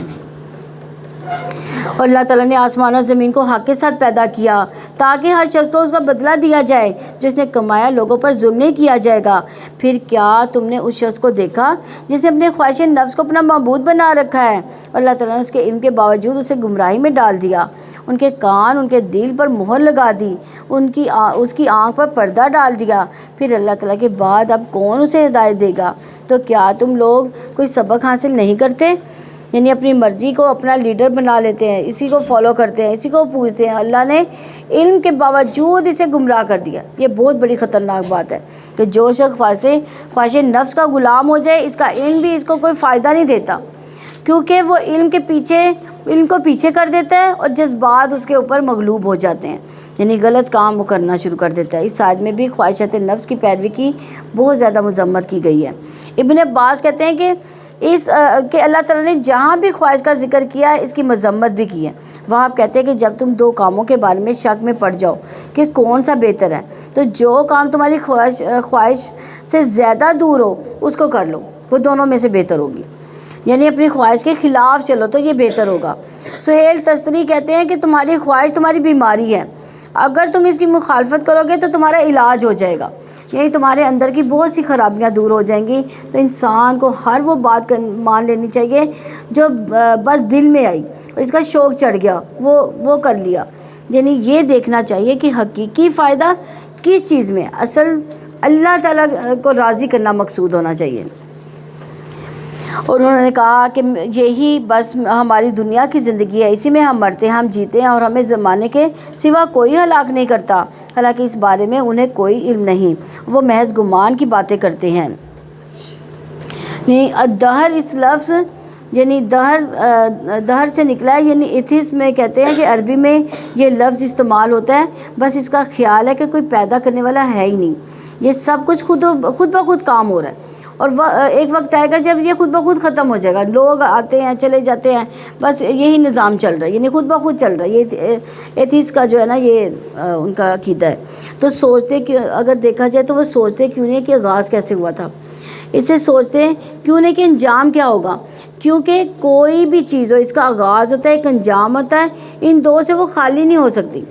کسی بھی چیز کے بارے میں آپ سوچ لیں کہ اس کی کوئی نہ کوئی بگننگ ضرور ہوگی، اس کا کوئی نہ کوئی اینڈ بھی ضرور ہوگا. کوئی بھی چیز اس سے خالی نہیں. تو اس کائنات کی بگننگ کیا ہے، کس سے آغاز ہوا. پھر اگر ہم یہ گمان کر لیں کہ اللہ نے بنائی ہے تو پھر اللہ نے بتایا کہ اس کا یہ انجام بھی ہونے والا ہے، کہ یعنی یوم الدین بھی آئے گا، قیامت کا دن آئے گا جس پر ایمان لانا لازم و ملزوم ہے. اور جب ہماری واضح آیات انہیں پڑھ کر سنائی جاتی ہیں تو ان کے پاس کوئی دلیل اس کے سوا نہیں ہوتی کہ وہ کہتے ہیں کہ ہمارے باپ دادا کو لے آؤ اگر تم سچے ہو. آپ کہتے ہیں اللہ تعالیٰ تمہیں زندگی دیتا ہے، پھر وہی تمہیں موت دے گا، پھر وہی تمہیں قیامت کے دن جمع کرے گا، جس میں کوئی شک نہیں، لیکن اکثر لوگ نہیں جانتے. اور آسمانوں اور زمین کی بادشاہت اللہ تعالیٰ کے لیے ہے، اور جس دن قیامت قائم ہوگی اس دن اہل باطل خسارہ پائیں گے، یعنی اس کو نہیں مانتے وہ نقصان اٹھائیں گے. اور آپ ہر امت کی گھٹنوں کے بل گرا ہوا دیکھیں گے، اور آپ ہر امت کو گھٹنوں کے بل گرا ہوا دیکھیں گے. ہر امت اپنے نامہ اعمال کی طرف بلائی جائے گی، آج تمہیں وہی جزا دی جائے گی جو تم عمل کیا کرتے تھے. یہ ہمارا نامہ اعمال ہے جو ہمارے خلاف حق کے ساتھ بول رہا ہے. یقیناً ہم لکھواتے جاتے ہیں جو کچھ بھی تم عمل کیا کرتے تھے. پھر وہ لوگ جو ایمان لائے جنہوں نے نیکیاں کی ہیں سو ان کا رب انہیں اپنی رحمت میں داخل کرے گا، یہی واضح کامیابی ہے. اور رہے وہ لوگ جنہوں نے کفر کیا، ان سے کہا جائے گا تو کیا میری آیات تمہیں پڑھ کر سنائی نہیں جاتی تھی؟ پھر تم نے تکبر کیا، تم لوگ مجرم تھے. اور جب کہا جاتا تھا کہ یقیناً اللہ تعالیٰ کا وعدہ سچا ہے، قیامت میں کوئی شک نہیں، تو تم کہتے تھے کہ ہم نہیں جانتے کہ قیامت کیا ہوتی ہے، ہم تو ایک معمولی گمان رکھتے ہیں اور ہم پورا یقین کرنے والے نہیں ہیں۔ اور جو کچھ انہوں نے کیا اس کی برائیاں ان پر ظاہر ہو جائیں گی، انہیں وہی گھیر لے گی جس کا وہ مذاق اڑاتے تھے، اور کہا جائے گا کہ آج ہم تمہیں بھلائے دیتے ہیں جس طرح تم اپنے اس دن کی ملاقات کو بھول گئے تھے۔ تمہارا ٹھکانہ آ گیا ہے، تمہارا کوئی مددگار نہیں۔ اس کی وجہ یہ ہے کہ تم نے اللہ تعالیٰ کی آیات کا مذاق بنایا تھا، دنیا کی زندگی نے تمہیں دھوکہ دیا تھا، چنانچہ آج نہ ہی وہ اس سے نکالے جائیں گے، نہ ہی اسے توبہ کا مطالبہ کیا جائے گا۔ بس تمام تعریف اللہ تعالیٰ کے لیے ہے جو رب ہے آسمانوں کا اور رب ہے زمین کا اور رب ہے تمام جہانوں کا، اور آسمان و زمین میں اسی کے لیے بڑائی ہے، اور وہی سب پر غالب کمال حکمت والا ہے۔ کیونکہ یہ کبریائی، یہ بڑائی کس کا وصف ہے؟ اللہ تعالیٰ کا۔ اس لیے رسول اللہ صلی اللہ علیہ وسلم نے فرمایا، اللہ عز و جل فرماتا ہے بڑائی میرے اوپر کی چادر ہے اور عظمت میرے نیچے کی چادر ہے، چنانچہ جو کوئی ان میں سے کوئی ایک کو بھی کھینچنے کی کوشش کرے گا تو میں اسے جہنم میں جھونک دوں گا۔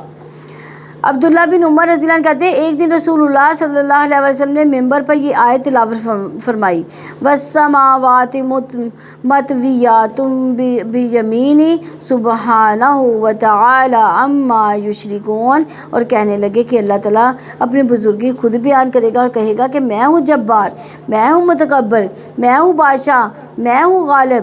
رسول اللہ صلی اللہ علیہ وسلم یہ بات بار بار دہرانے لگے، یعنی اللہ کی بڑائی بیان کرنے لگے، یہاں تک کہ آپ کی وجہ سے ممبر کانپنے لگا، یہاں تک کہ ہمیں اندیشہ ہونے لگا کہ نبی صلی اللہ علیہ وسلم نیچے نہ گر جائیں۔ یعنی اللہ کی بڑائی بیان کرنا، اللہ کی بڑائی عظمت کو محسوس کرنا کوئی معمولی چیز نہیں۔ اللہ تعالیٰ فرماتے ہیں لیس کمثلہ شیء وہو السمیع البصیر، سب سے بڑا ہے، وہو العلی العظیم۔ جنت میں بھی اللہ تعالیٰ کے چہرے پر کبریائی کی چادر ہوگی۔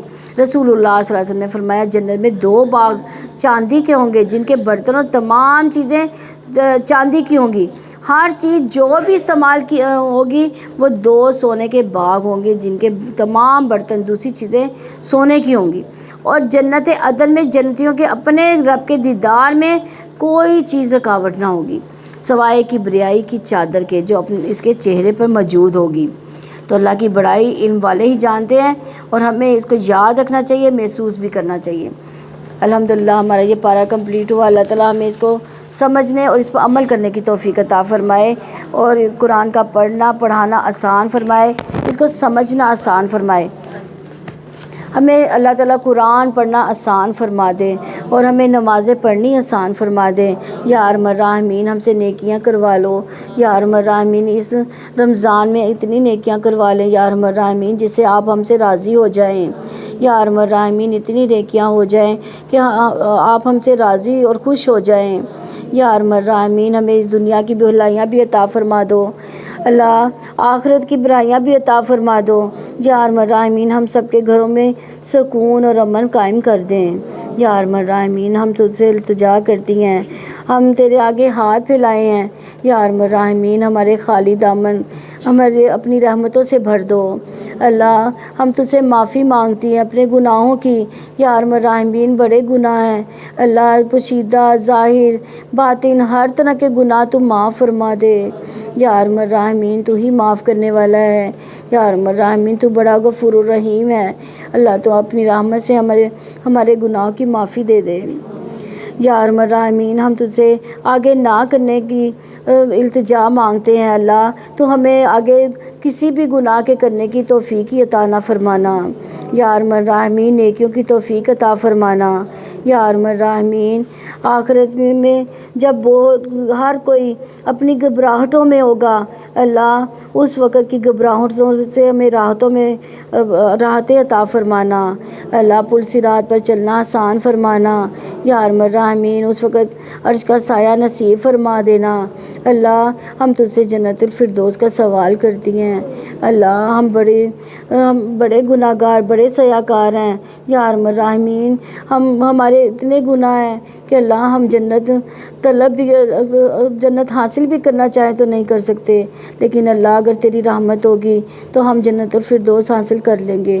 اللہ تو ہم پر واجب کر دینا، اللہ تو ہم پر جنت کو واجب کر دینا۔ اللہ میرے ماں باپ، ہمارے سب کے والدین، ہمارے بہن بھائی اللہ جو تیری طرف جا چکے، اللہ ان پر بھی اپنی رحمتوں سے اللہ ان کے گناہ معاف فرما دینا۔ اللہ ان پر بھی اپنی رحمتیں فرمانا، ان کو بھی جنت الفردوس عطا فرمانا۔ یا ارحم الراحمین، جو ہمیں بیمار ہیں اللہ ان کی بیماریوں کو صحتوں میں بدل دے۔ یا ارحم الراحمین، جو پریشان ہیں ان کی پریشانیوں کو راحتوں میں بدل دے۔ یا ارحم الراحمین، ہم تجھ سے التجا کرتی ہیں اللہ ہمیں ایمان والی زندگی اور ایمان والی موت عطا فرمانا۔ جب دنیا سے جائے تو کلمہ نصیب فرمانا۔ یا ارحم الراحمین، کلمہ پڑھتے ہی تیرا ہی کلمہ پڑھتے دنیا سے جائیں۔ اللہ کسی کا کلمہ نہ پڑھے، اللہ شیطان کو ہم سے دور فرما دے۔ یا ارحم الراحمین، جو تیری راہ سے بھٹکاتا ہے اللہ ہم اسے لڑنے کی طاقت نہیں رکھتے، اللہ تو اپنی پناہ میں لے لے۔ یا ارحم الراحمین، تم ہم سب کو اپنی پناہ میں لے لے، اللہ شیطان کو ہم سے دور فرما دے۔ یا ارحم الراحمین، ہم سب پر اپنی رحمت عطا فرما دے۔ اللہ ہمارے بچوں کو اچھے بر عطا فرما دے، اللہ ہمارے بیٹوں کو اچھی ملازمتیں عطا فرما دے۔ اللہ وہ تیری ہی طرف دیکھتے ہیں، اللہ تیرے ہی طلبگار ہیں، اللہ تیری رحمت کے طلبگار ہیں۔ اللہ بیٹیوں کے رشتوں سے جو والدین پریشان ہیں اللہ ان کی پریشانیاں دور فرما دے۔ یا ارحم الراحمین، ہماری قبروں کو بے تحد نکال جنت کے باغات بنا دینا۔ یا ارحم الراحمین، ہم تجھ سے التجا کرتی ہیں۔ یا ارحم الراحمین، ہمارے ایسے اعمال نہیں ہیں کہ ہمارے قبروں میں جنت کی ٹھنڈی ہوائیں بھی آئیں، لیکن اللہ تو اپنی رحمت سے اگر چاہے تو ہمارے قبروں کو جنت کی باغوں میں سے باغ بنا دے۔ یا ارحم الراحمین، ہمارے اعمال ایسے نہیں ہیں۔ یا ارحم الراحمین، تم ہماری طرف نظر کرم فرما دینا۔ یا ارحم الراحمین، نظر کرم فرما دینا۔ اللہ فلسطین کے مسلمانوں کی بھی مدد فرما دے، اللہ کشمیر کے مسلمانوں کی بھی مدد فرما دے، اللہ وہ تیری طرف ہی دیکھتے ہیں۔ یا ارحم الراحمین، کافروں پر ان کو غلبہ عطا فرما دے۔ یا ارحم الراحمین، ہمارے ملک میں بھی امان قائم کر دے، اللہ ہمیں اچھے حکمران عطا فرما دے، اللہ ہم سب کی زندگیوں میں آسانیاں فرما دے، ہمارے مسلمانوں کے دلوں کو ایک دوسرے کے ساتھ جوڑ دے، امت مسلمہ کو ایک کر دے۔ اللہ یا ارحم الراحمین، ہمارے دلوں کو بغض، کینہ اور حسد جیسی بیماریوں سے دور فرما دے۔ یا ارحم الراحمین، جھوٹ جیسی بیماری سے دور فرما دے، اللہ ہماری زندگیوں سے جھوٹ کو نکال دے۔ یا ارحم الراحمین، جتنی بھی برائیاں اللہ ان کو دور فرما دے، اللہ اپنے قریب کر لے، اللہ اپنی رضا والے کام کرنے کی توفیق عطا فرما دے۔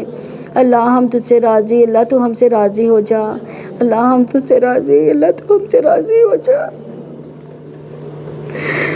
ربنا تقبل منا انک انت السمیع العلیم وتب علینا انک انت التواب الرحیم۔